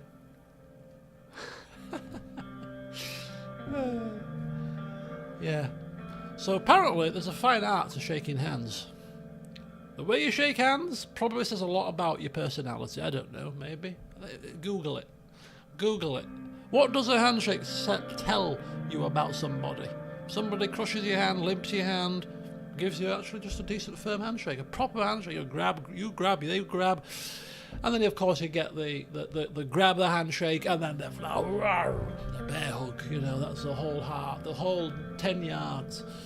The handshake followed by the embrace. Oh, okay, lovely. Anyway, so how did we divert into this discussion about handshakes? We're supposed to be meeting the Prime Minister here. Oh, he's given us a gift. A sign of friendship between our countries. Oh, very nice. What have we turned to? We've got no advisors. Well, we have. I thought Simon and David. What, have we brought something? The man. Awkward moment alert. Awkward moment. Christmas time, whatever. You know. Oh, here's your present from somebody that you never expected to get a present from. Here's your present. Oh. Well, thank you very much. And then you sit there for that horrific moment and think, well, I've not got you anything. Oops. One of those kind of situations. But looking around, David, come with the gift. What gift, sir? Just bring something. A pen or anything. Feather. Okay, what is it?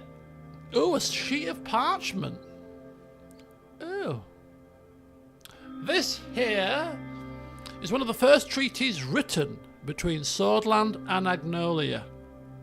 May it mark the renewal of our friendship today as well. Symbolic gift. Oh, he's knocked it out of the park there. Could have been a pen, could have been a feather. No, a symbolic piece of parchment signifying the history of the alliance between our peoples. Oh. We shall graciously accept this gift. Amazing gift. I won't quite say it's an amazing gift. I'm imagining us saying this is, oh, thank you very much. What a significant, well thought out gift. And so poignant for this particular moment. We shall graciously receive it. Thank you very much. That's what we're saying, really. And as the gift's handed over, quick, excuse me, sir. Go. And we gesture to one of our retainers who was holding our gift to the PM.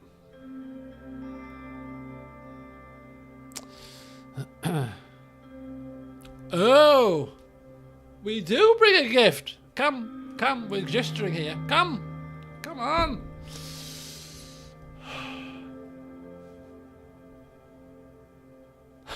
Swordfish bred puppy, despite Martin's known fear of dogs.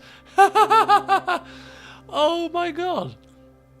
Do you know what? If we're giving gifts of paper, clearly we were thinking along the same lines, Mr. President. Great minds, great nations, indeed do think alike. Because I brought you a piece of paper too. Look at this. This is one of the original copies of the first constitution of Swordland. Historical. I mean, I like the ornamental sword as well. I really do. But I think it's quite fitting that we trade bits of paper for bits of paper. We probably had like several gifts in the entourage. 5 gifts for every eventuality. If he gives us a weapon, we'll give him a sword, yeah?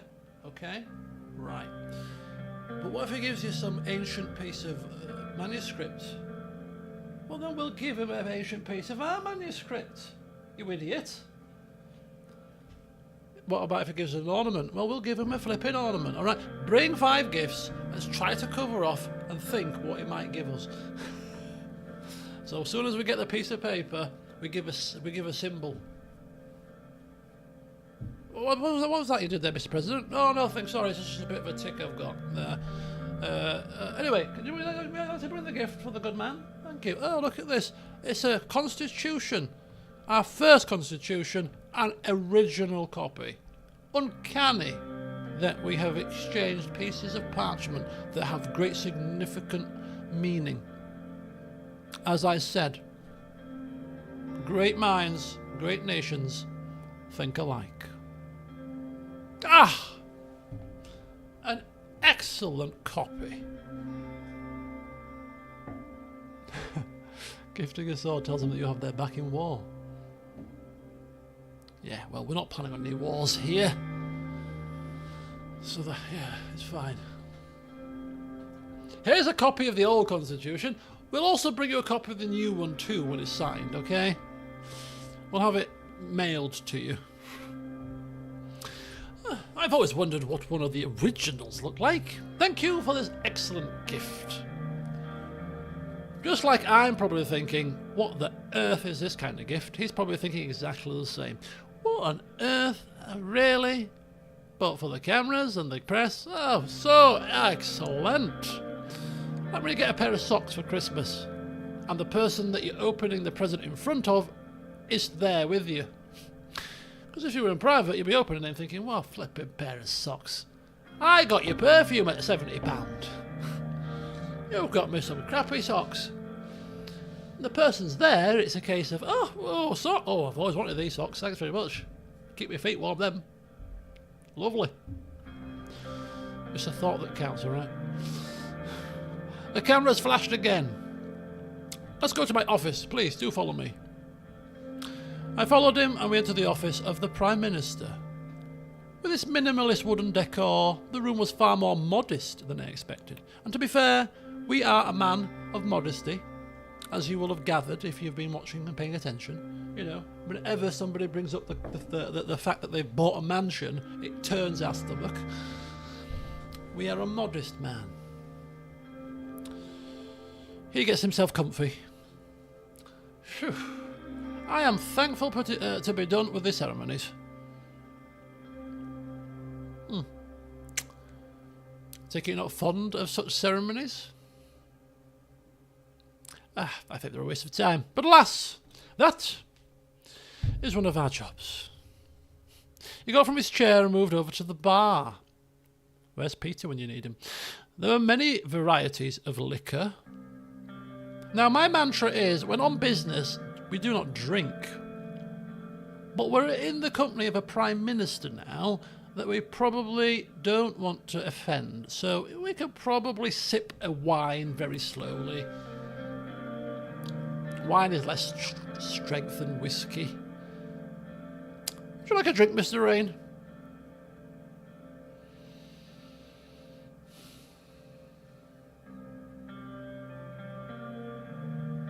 Agnolian vodka. When in Agnolia, this is a diplomatic choice. I actually oftentimes portray my characters with a lot of my own views, and I read Agnolian vodka and my stomach turned because I hate vodka. Although I do have vodka in cocktails, I suppose, so maybe it's just what you put the vodka with that's the issue. But diplomatically, the local liqueur of choice, why not? Just a single measure, if you wouldn't mind, Mr. Van Houten. We are on official business now. Ah, you know your drink. He poured the drinks and gave me mine before sitting down again.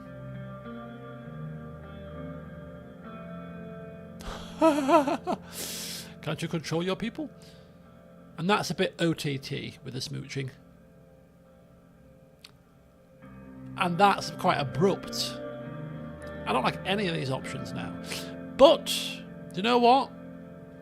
As much as it's painful, I prefer this to that. So, a kind of lesser of the other evils.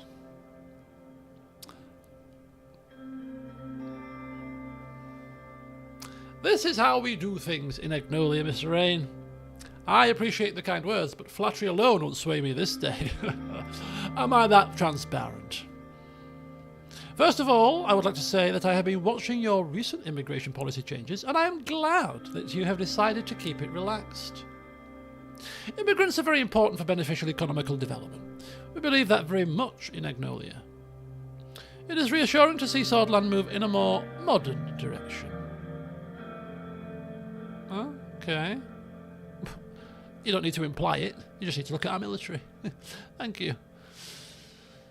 He took a sip from his vodka. So tell me, Mr. Rain, is Swordland a reliable trading partner to Agnolia? Define reliable. As long as Agnolia is a reliable trading partner in return, Mr. Van Horten, you shall have nothing to fear.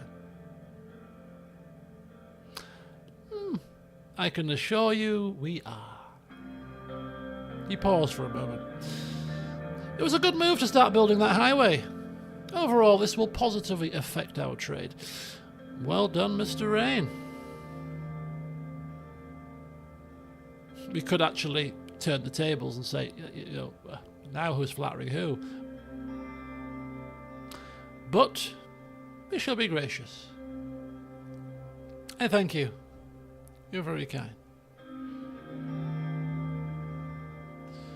Van Horten leaned back in further contemplation. So we've got literally the highway up and running. We've relaxed the immigration laws, or kept them relaxed rather. Everything is pointing towards this alliance here. But we're still waiting for the crux of the deal. This is like a dance, isn't it? And dancing round, eyeing up each other. Ooh, who's going to make the first move here?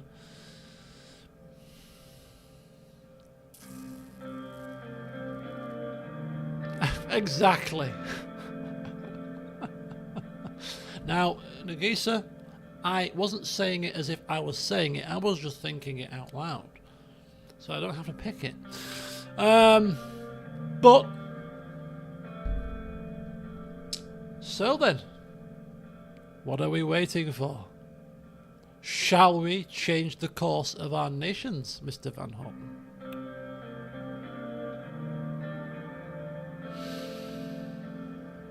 First of all, if we shake hands on it, this agreement is going to be extremely beneficial for both of us.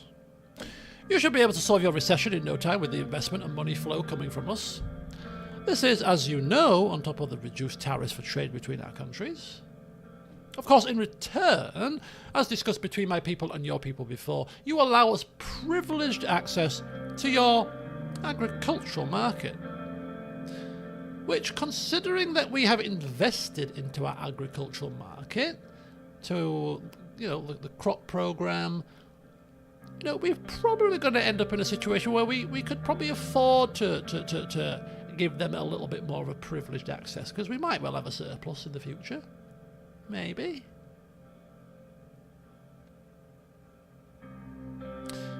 And then buying...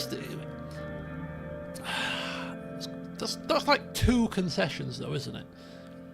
We're giving you privileged access to agricultural markets, but yet we're paying more for your steel. Where is our benefit? I mean, he's saying that our benefit is clearly getting out of the recession, but, I mean, aren't you in a recession as well? It's not just a recession in our country, it's a global recession, surely. Can we not negotiate here? Oh, no! What?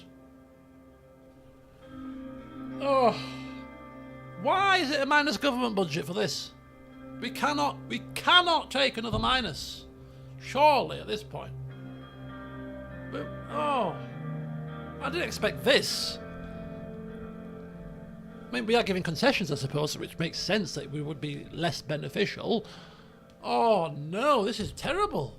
We can't go -4. We're not in enough positive growth for that.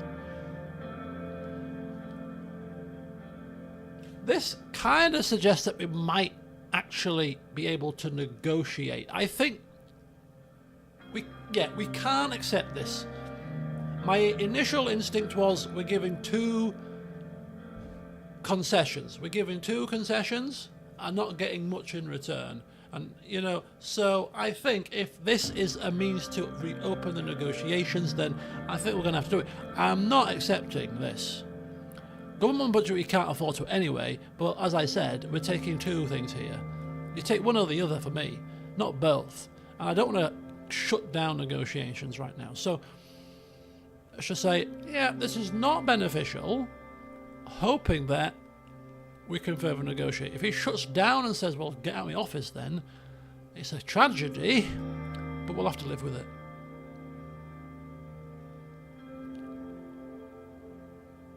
This is not beneficial deal for Swordland, so therefore can we please renegotiate, is what we want to say. Is that what we're actually saying? You went through all this effort to come and say no to me? Not necessarily. You are throwing many months of work down the drain. This is a mistake.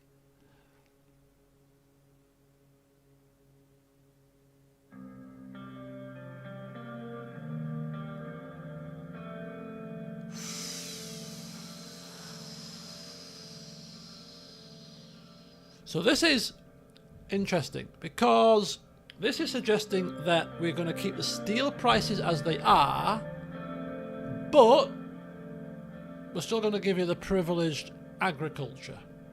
So it's not a no, but it's a kind of a halfway house. How about that, Mr. Van Horten? That's what it sounds like we're saying. I'm hoping that's the case. I don't want to insult your steel, so we just can't agree to the higher prices. We would prefer to continue with the current steel deal. You want extra agricultural privileges? Do you know what? I can be on board with that. We're bolstering our agriculture. Our agriculture is actually quite thriving in some areas. Not all, but some. So yeah, that's fine. This steel bit is a little bit of a sticking point for me, so yeah. Let's see if we can negotiate on this one. We believe that Swordland has been given an unfair advantage for too long because of the previous agreements. We can no longer accept this, Mr. Rain. Our people believe that we have long been overshadowed by Swordland. I am here to fix that, with a beneficial trade for both of us nonetheless.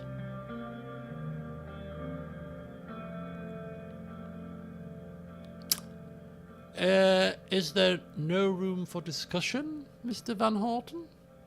As you say, it is a shame for us to have gone through all this for no outcome. We don't want to lose our cooperation with Swordland. Maybe I can agree with the old prices. I will offer an alternative for the sake of our history to... Ooh, now, hang on. There we go. Perseverance is the key. Whew, right. Spit it out then. What's the next best offer? As you know, oh dear, Helluland has been long contested between Agnolia and Valsland. You know how the international community does not recognise our rightful claim on the island, including Swordland. Wouldn't it be fitting for Swordland to finally announce the recognition of Helluland as Agnolian territory? Do that, and we have a deal. Oof. It's times like this that I need a stress item, a stress ball, or something, right? And all I've got is a piece of sellotape right now that I'm kind of pushing on.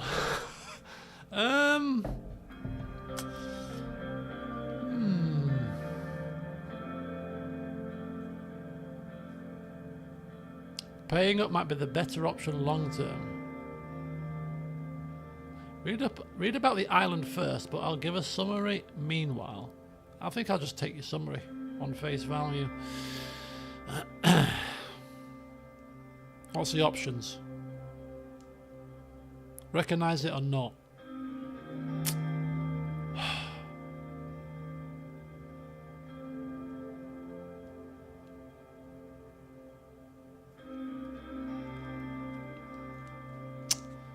Oh. Right. Heliland is an island located within the region, experienced an opportunistic invasion by the Agnolian Prime Minister. Took place during a period of revolution in the Empire of Valgos. Interestingly, the Agnolians had previously relinquished control of the island several centuries prior, when it was sold in exchange for a substantial sum of gold to alleviate their financial obligations. And justified the invasion by invoking concerns for the safety and well-being of Agnolian citizens who still reside on the island. Following the conclusion of the revolution,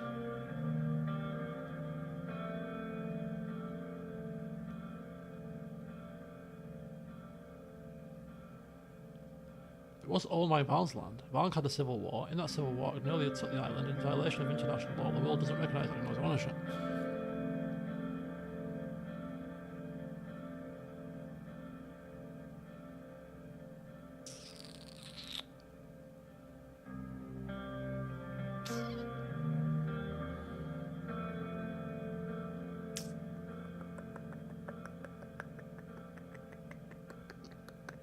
Opportunistic invasion.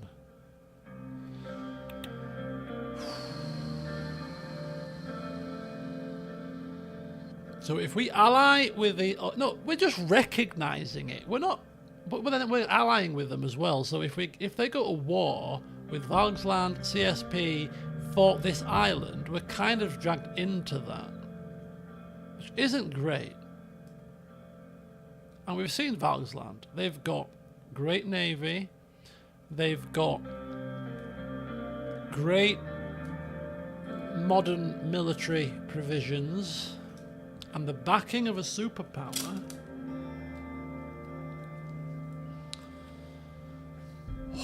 What are we really getting out of this deal with Agnolia? That we would want to put ourselves in a deficit even further for, or that we would want to draw the ire on an international stage and give anybody any inkling of a reason to invade or strike out at us when we are already very demilitarized.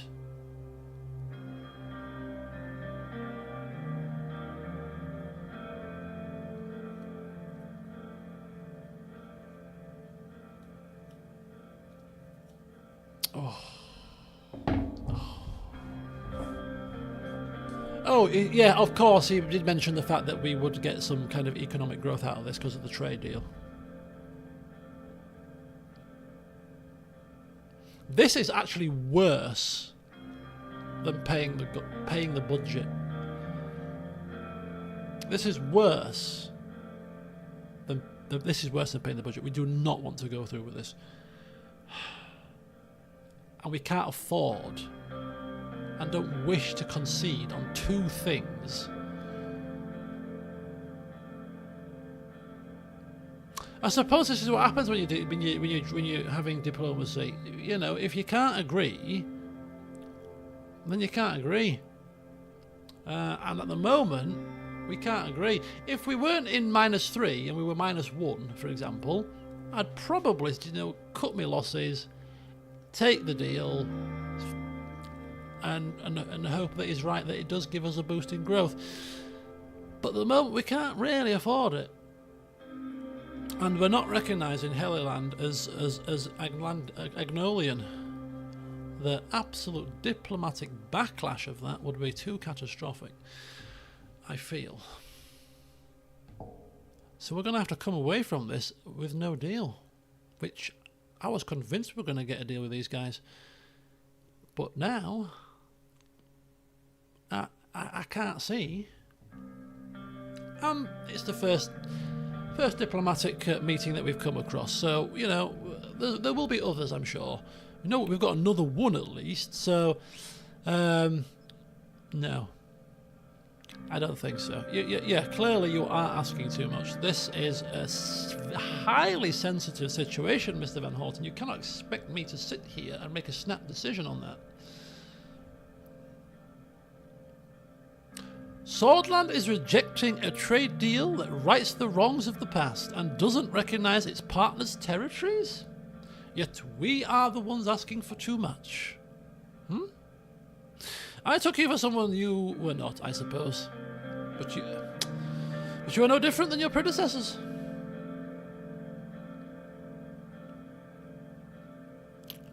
I would mind you, Mr. Van Houten, to be very careful with your words.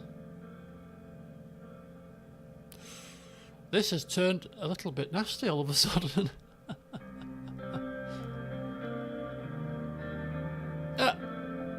My apologies.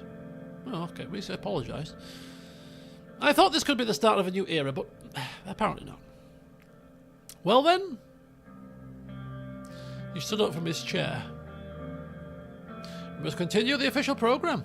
As you know, we will pay a visit to our founder's grave for another ceremony. Afterwards, we will move on to the state dinner, which all seems like a moot point right now, because we're not having a deal, and all of this pomp and grandeur and meetings and graves, why bother?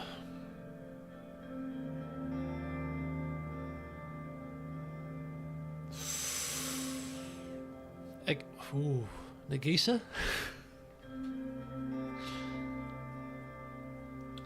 No.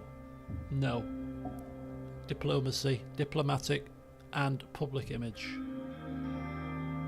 We're thinking it again. I'm not saying it as if we're going to say it. I'm thinking it in my head. I'm thinking it. But on the flip side, we're a professional. We're a professional, and we wouldn't throw back in a potential ally or a neighbour's face because we've not come to an agreement. It's not toys out of the pram. It's we can't reach an agreement. However, there is a programme to adhere to, and so we will adhere to it. I don't wish to right now because I'm a bit pissed off, but professionalism is the key. After you, Mr. Van Houten. As soon as we left the office, I briefed Simon and David on the outcome of the meeting. The rest of our straight trip was full of fake smiles, handshakes, incredibly long ceremonies, and even longer meetings between our ministers and their counterparts. When we came to the end of the trip, we went to... the way back was mostly silent. And when we landed back in Hallsword, a sigh of relief. Oof. That did not go as well as I was hoping. Failed trade negotiation.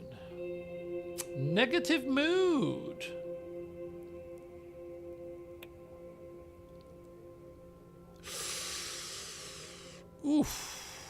Damage to our reputation as a reliable trade partner. If only they knew what we were being asked to concede. You can't tell me that any rightful leader of a country that's got a country that's in a decent position would have agreed to any of what was suggested there. Because I personally can't see it. You know what I mean? Anyway, we move on to the newspapers. Hallsword Post, radical journalist arrested. The Swordish authorities detained the journalist John Dandon of one of the country's opposition newspapers, The Radical. Links to the Red Youth.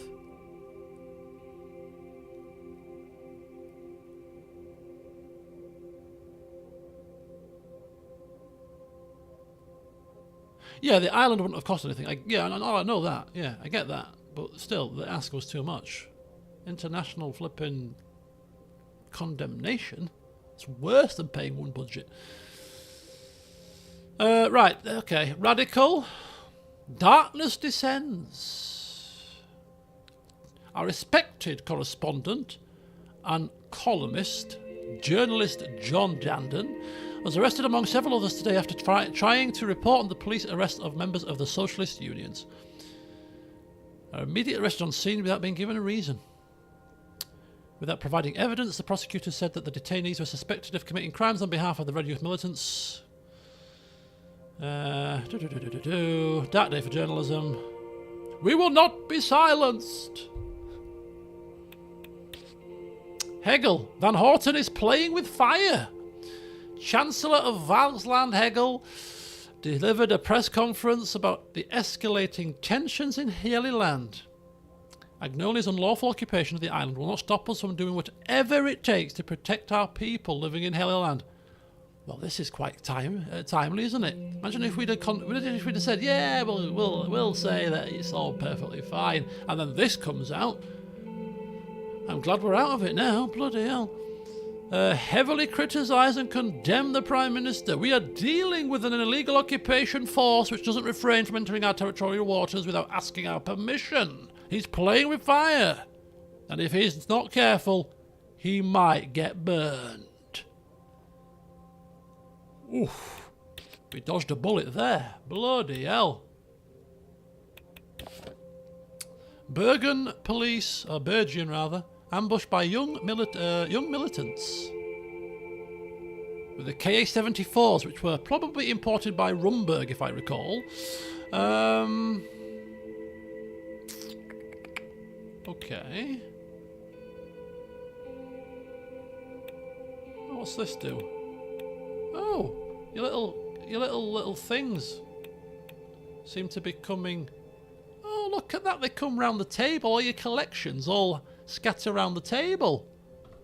That's cool, isn't it? Right, we have a final meeting. So we'll have this meeting and then we're going to end the session. Because I think it's a good place to end. I could end it right now on a cliffhanger. What's going to happen with Valen? Haha, find out next time. No, we'll do it now. And then we'll end the session. Trade talks with the President of Wayland. Okay, let's get this one out of the way. I can't see this going well, but you never know. Stranger things have happened. We're back on Horland 1. 5 hours and heavy turbulence. Got a little bit of sleep. Okay. More red carpets. Soldiers lining the carpet, or at least 100 of them. A marching band starts playing. And we get saluted. And we give our salute too. And, unlike the other Prime Minister, Victor Smolak is actually waiting for us as we get off the plane. We like that. Tall man. Almost as tall as me, not quite. He was wearing large sunglasses, aviator style, and a regular suit, contrasting with the military attire of everyone else in the field. I kind of picture him having some kind of like a Polish accent, but I'm not going to try it, so. Mr. President, welcome to Raklowitz. He immediately motioned for an embrace. We hugged, and many cameras went off at the same time. So we've got embracing, we've got him meeting us off the plane. Seems to be much warmer than the other guy. However, I kind of think there's obviously an ulterior motive to all of this. Pull him aside for a couple more poses. Thank you for inviting us. Now that the pleasantries are done, let's go. We will take the Jeep for a tour. With another tune from the marching band, we boarded the military Jeep. He sat in the driver's seat and I sat next to him. As we started speeding up, the soldiers saluted again, and we salute as well. And both of our security details followed us, along with a team of reporters. Oh, we got to see an unveiling of a statue in the city centre. Whose statue? Mine, of course. Oh, how silly of me. We make a bit of small talk about the flight and the weather as we make our way towards the city centre. On almost every corner there were reporters taking photos of us. Aside from them though, the streets seemed completely empty. A very different feel to this visit to the previous one.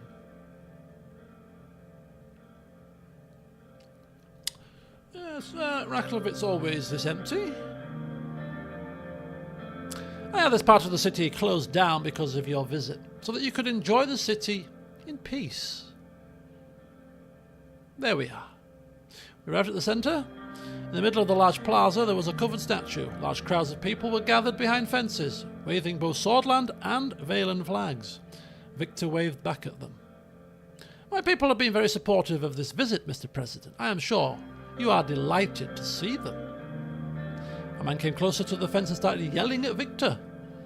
With my limited knowledge of the Vezek language, I understood the words Victor and murderer. And he was hoisted away by 2 soldiers. He bats it off, not even blinking an eye. The sun is out. Lovely day, with his aviators on. Today will be a good day for the reveal.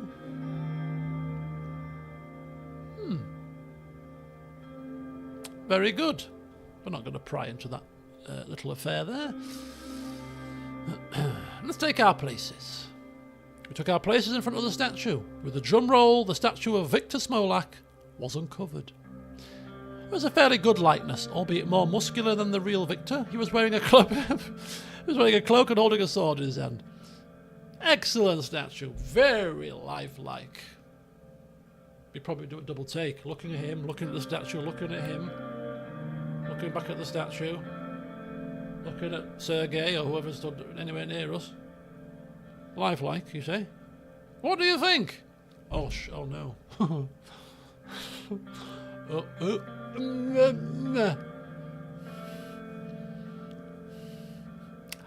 Yes! Very lifelike.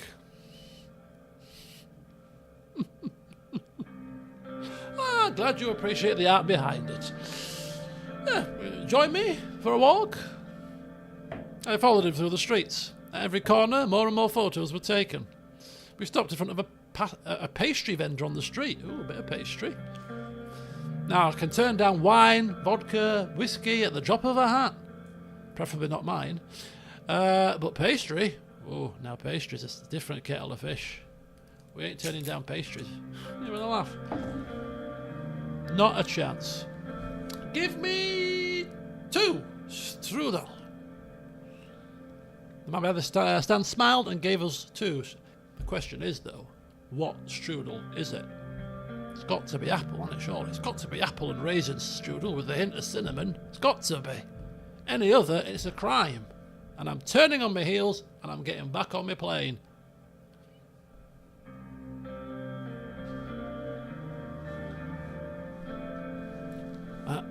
Allow me, we say, because we probably get the impression from this guy that he's not paying the vendor, and we don't want to make an awkward situation, so we will take the initiative and get our coins out and pay the man. Allow me to pay for this delicious smelling strudel. Put my hand in my wallet and brought up some money to give to the vendor. Hold up. Your money doesn't count here. I got this. He handed the money to the street vendor with a huge smile on his face. The cameras flashed again.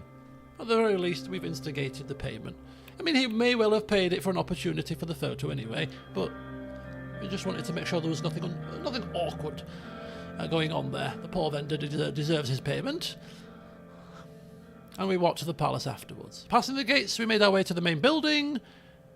Okay. Inside, very spacious. Chandelier hanging from the ceiling, grand staircases from ivory, red carpets. It's a palace. We've seen a couple in our time. And we get to his office. Golden ornaments, jewel-encrusted artifacts, a stark contrast to President Van Horten's very simplistic, minimalist office. But hey, each to their own. And we sat down, as is customary in the country, of which we've done our research, we sat on the carpet. Oh, my knees. Hang on. We sit down in stages. Oh,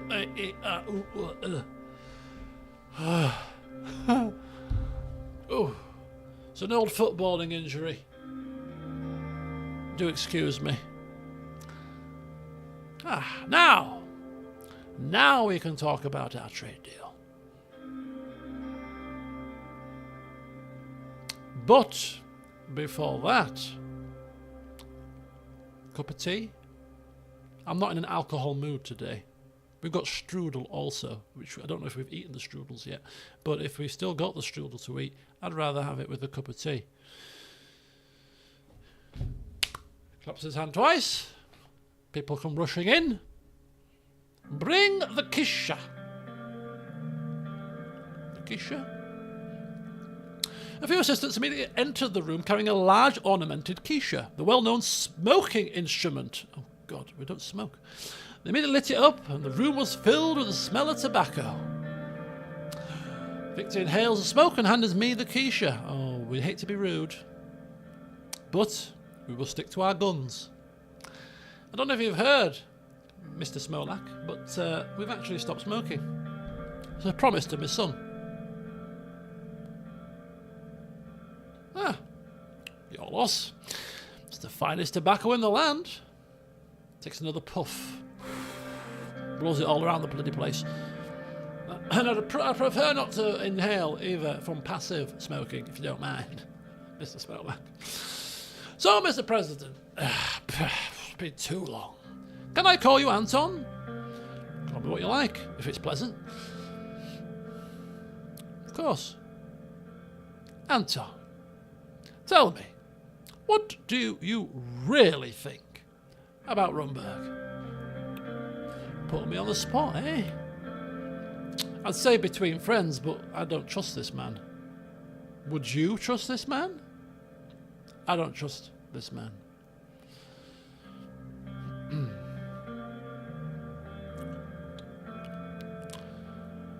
One can't help but summarise, Gaddafi, that they are a threat to the region. I think that's quite blatantly obvious. Yes, I agree with your sentiments, Anton. They are a threat to everyone in the region. I assure you their time will come.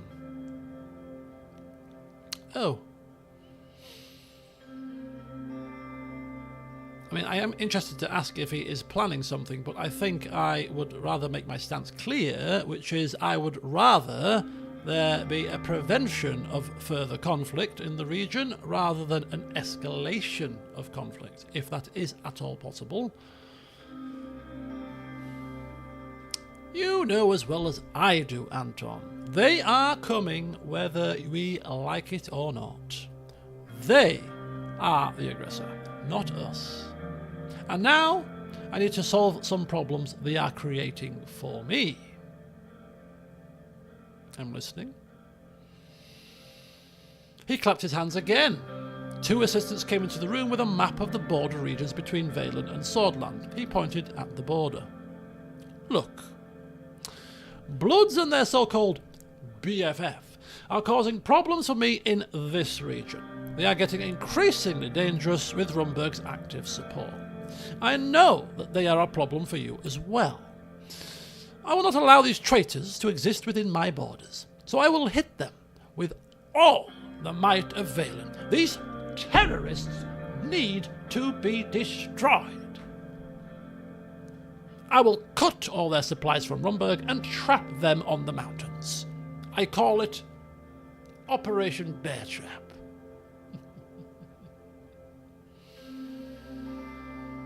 Okay, I mean that's his plans. What exactly do you want from me? He grinned, lay back on the large pillow behind him. Here is the deal. I will give you objectively the best trade deal in the region. You will give me your assistance crushing the terrorists on both of our borders.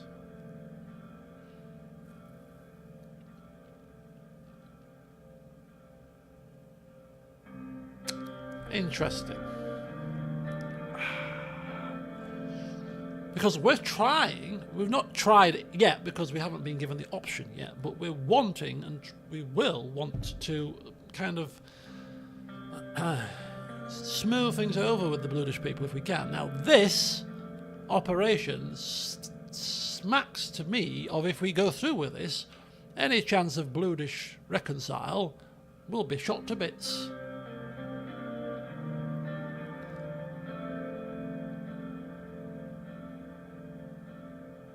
Okay, give me specifics first. We'll get all the cards on the table before we make a decision.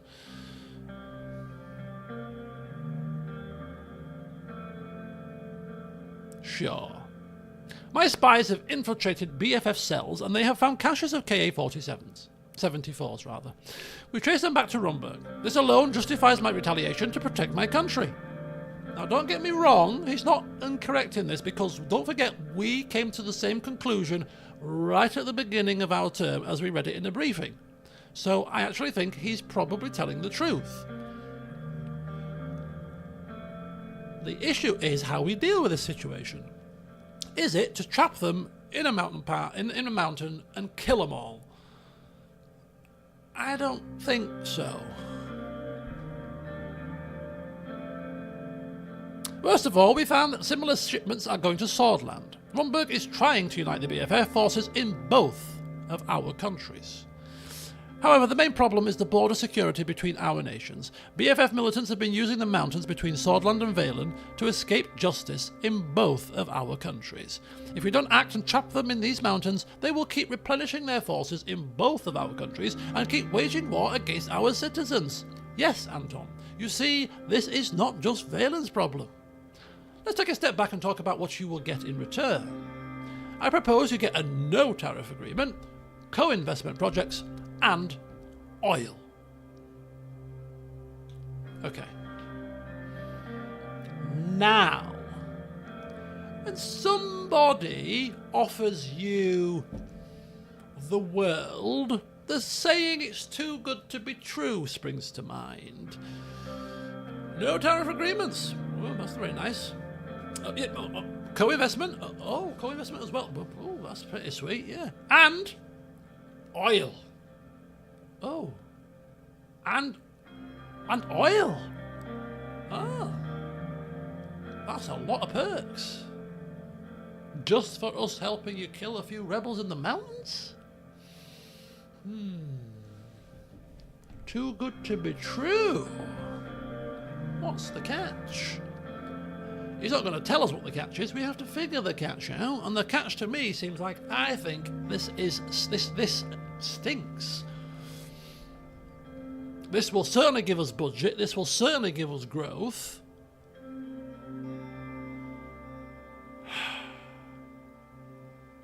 In return, you will assist me in destroying the armed militants in my country. You know that as long as they use the mountains in Veen as a base, Swordland and Lesbia will equally suffer. This is in the interest of the whole region. Okay, this is one instance where I will be talking out loud and will be following the talking trend. Because, yes, why are you offering me so much? And there will be international ramifications. Walking away without a deal from any country would be terrible. It would be terrible, yes. But hey. Of the two deals, if I was to be brutally honest, of the two deals, if I had to pick one in the interest of prosperity, and Simon was in my ear and said, look, we have to pick one of these two. The other one's gone now, by the way. But you've got to pick one, mate. Which one are you picking? This I would be more inclined to pick, because we've got evidence, or we've seen write-ups of the fact that yes, this man is not exactly telling a lie here. We have got briefings, dossiers of them bringing weaponry into our country too. I don't disagree with what you're saying. What I disagree with is the treatment of how we're dealing with the situation. That's what I disagree with. However, first of all, why the large, bountiful offer? Angering Rumburg is a bad decision, given our military position.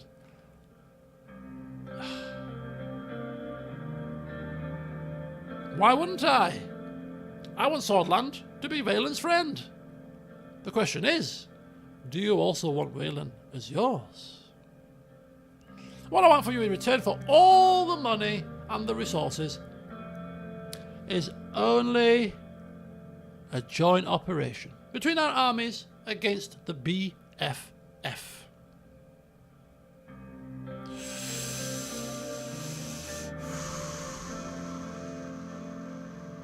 International ramifications, Rumberg ramifications, big problem there. The ramifications of not taking this deal is we have no ally, we have no trade, our economy will probably plummet. I say that, but it's not plummeting right now. But not prospering either, is it? Oh, to be a real life leader of a country, it's absolutely a nightmare. Yeah, we're gonna ask to negotiate. We will certainly ask that, but I'm still trying to get my head around. Do I want to do this or not?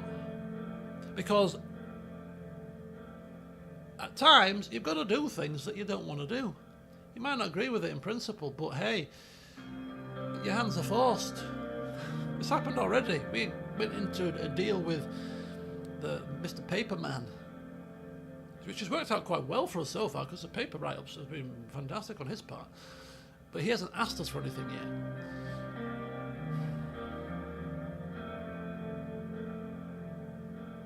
Okay. We're here together on the carpet. Let's talk negotiations. What exactly do you want from us? You are a tough one, Anton. Normally I wouldn't offer anything else, but I like you. Here is my final offer. When the operation starts, with you or without you, there will be stragglers trying to cross into Swordland.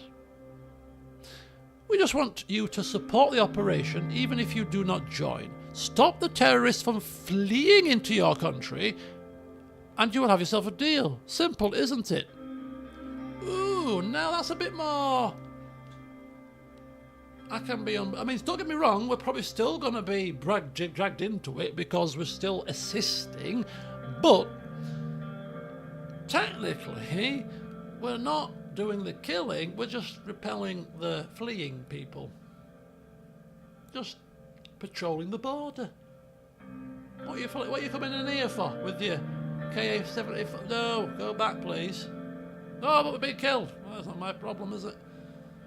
But your border, we've heard that your immigration policy is all open and relaxed. Yeah, to some people. And not to others, apparently.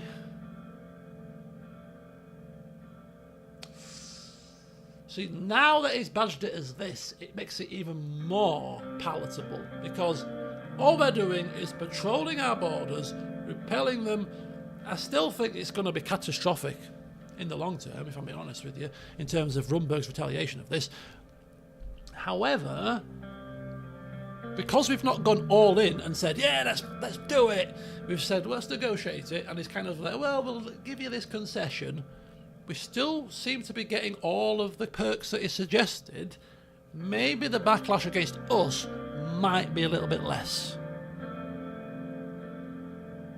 Might be a bit less, and maybe we could even spin it. If we were asked a question or a reporter comes to us or whatever, we can say, look,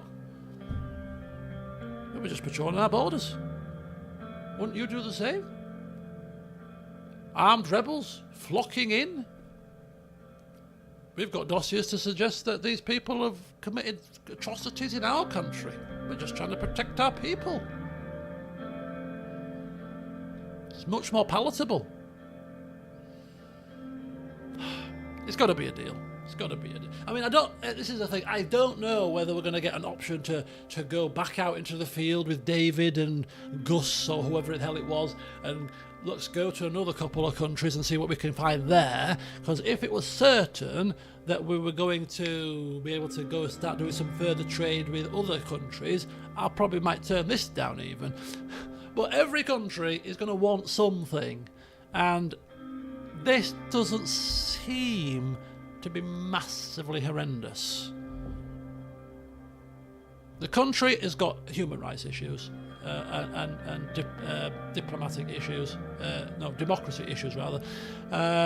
How they run their countries up to them. We have been asked to patrol our borders basically in return for oil and other things, so we can't in the right mind turn this down. We can't. We just can't. We need money, man. Deal or no deal? Dun, dun. Get your box out, right?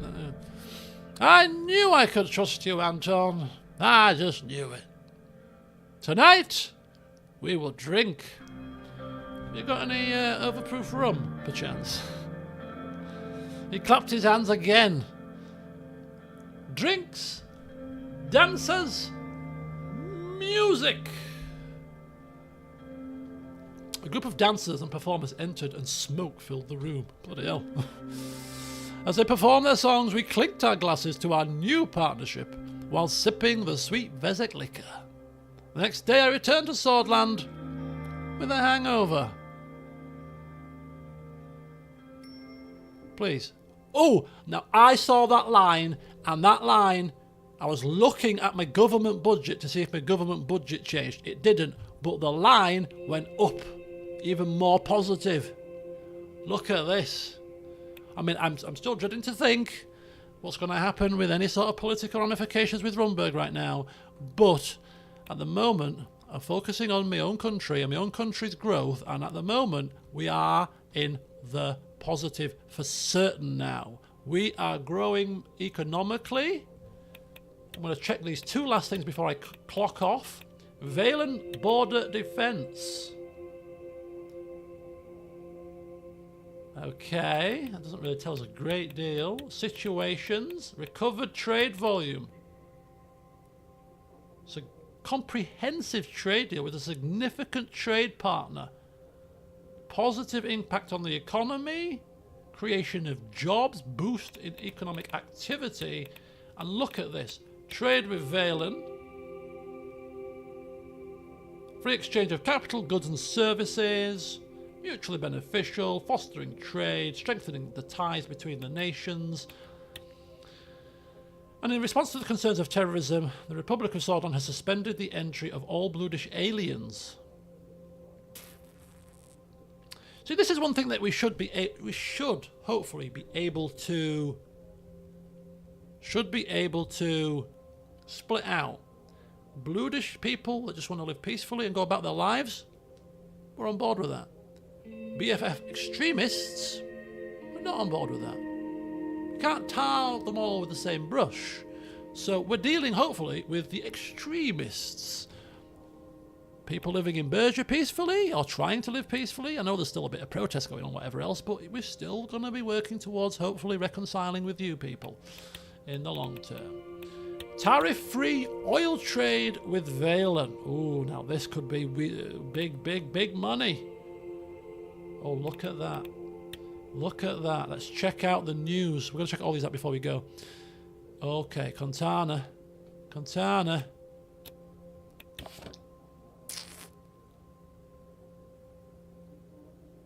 So ATO legitimised PMCs. CSP have outlawed PMCs. They're trusting state-regulated forces rather than the private forces. Okay, which is fine. What does the ATO say?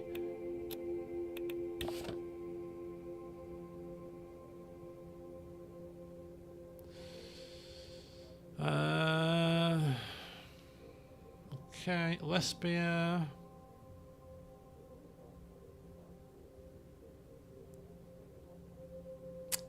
Okay, nothing really major there. It could be major, I've just kind of skim-read it a little bit, but right, final paper of the session.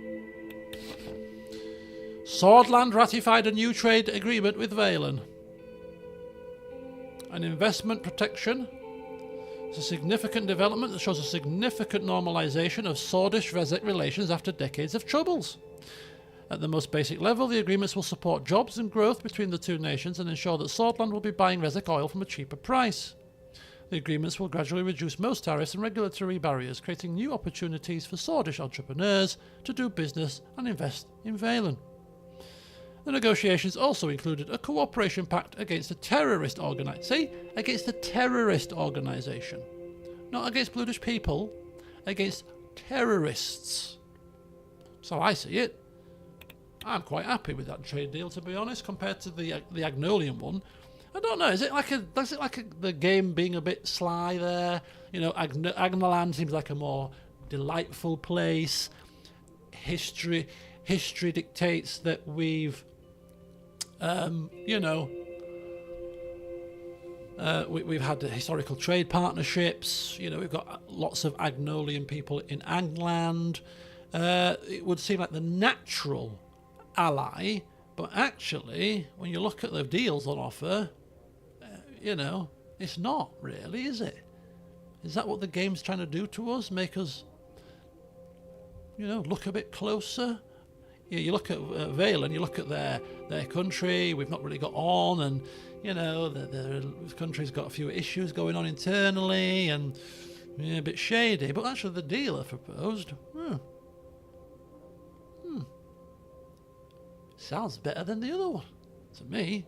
But anyway, we'll see how it turns out. But there you go, it's 10:35. I've obviously gone past 10 o'clock, but this is what happens with this game. You get embroiled in it, you get involved in it, you enjoy it, and before you know it, the time has evaporated away. So in the next session, we start off precisely here, which is giving a speech on the speech of President on the reforms. A reform speech to the whole assembly. Well, it's on the reforms, so I don't know what we're going to be talking about. I know it's about the reforms, but what about the reforms? I don't know. But that's going to be a good way to kick off the session.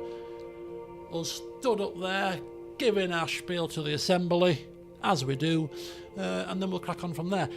When that will be remains to be seen, because I've got a stream day on Sunday. Now this is where it becomes interesting, because football is cancelled on Sunday. So depending on what else I've got going on Sunday, at the moment it's completely and utterly nothing. So if it remains to be completely and utterly nothing, then my proposal for Sunday is to do an afternoon stream.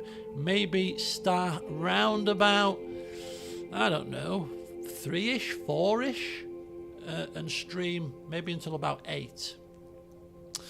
And do an earlier stream, because I've got no football. So that's my first kind of idea. But as I say, it depends on what else crops up between now and then. I'm not necessarily looking for anything to crop up, but sometimes things happen. I'm aware that I haven't played Alan Wake for a little while. My proposal for Alan Wake is actually to do a couple of recorded sessions or one private stream to upload later, if not on Saturday, but I'm going to be recording it on Saturday morning. If I don't feel too hungover after Friday, of course, I'll be doing Alan Wake then. I won't be doing anything scheduled for my holiday. I'm only going for a week rather than 2, so I'll just give you as much as I can between now and and me jetting off, and then there'll be a week of nothing. Give you all a chance to catch up on the playthroughs and stuff, and have a breather from me. So yeah, that's the kind of medium to short-term plan. Yeah, Saturday some Alan Wake recording to be uploaded potentially on Saturday, and if not Saturday, if I can get a couple of sessions up on Saturday, that means that I could at least maybe upload a session when I'm away. But yeah, and then Sunday afternoon stream, Baldur's Gate 3 or this. It depends what mood I'm in. We'll see. I'll keep you posted. But yeah, Sunday there should be a stream. And Monday, obviously there'll be no stream, because I'll be making the last preparations for my holiday on Tuesday. So I'll be getting my bags packed properly and finished off, and cases just checked, and hoping to maybe have a drink and have an early night because I'll be up at 4 in the morning or something ridiculous, maybe even earlier. So yeah, Monday it will be game off, and I am working on Monday. Because if I'd had the day off on Monday, I could have used Monday daytime to actually do some last-minute recordings, but I'm actually working Monday because I didn't have enough leave left. So, yeah, there you go. Thanks for joining me this evening for some more of this fantastic game. It's been an absolute blast, and, yeah, I heard good things about it, but until you play a game yourself, you don't really know 100% how it's going to go. But I have to say that when I finish this game and look back on it, it's probably going to be right up there with some of the kind of games that came around that I've enjoyed far more than I thought I would, such as Forgotten City. You know, massively fond memories of that game. The Return to the Obra Dinn, and Eastshade are three that spring to mind. Kind of shortish side kind of series affairs that ended up being absolutely fantastic games. I think I kind of put this up there with those. But anyway, go forth, enjoy the rest of your evening, enjoy the rest of the week, what's left of it, and particularly the weekend if I don't see you before then. And I'll keep you posted on what's coming next before I go away. Anyway, thanks for watching, as always. And until next time, welcome back, Rod. Hope you had a good time at the pub. I'll see you all soon.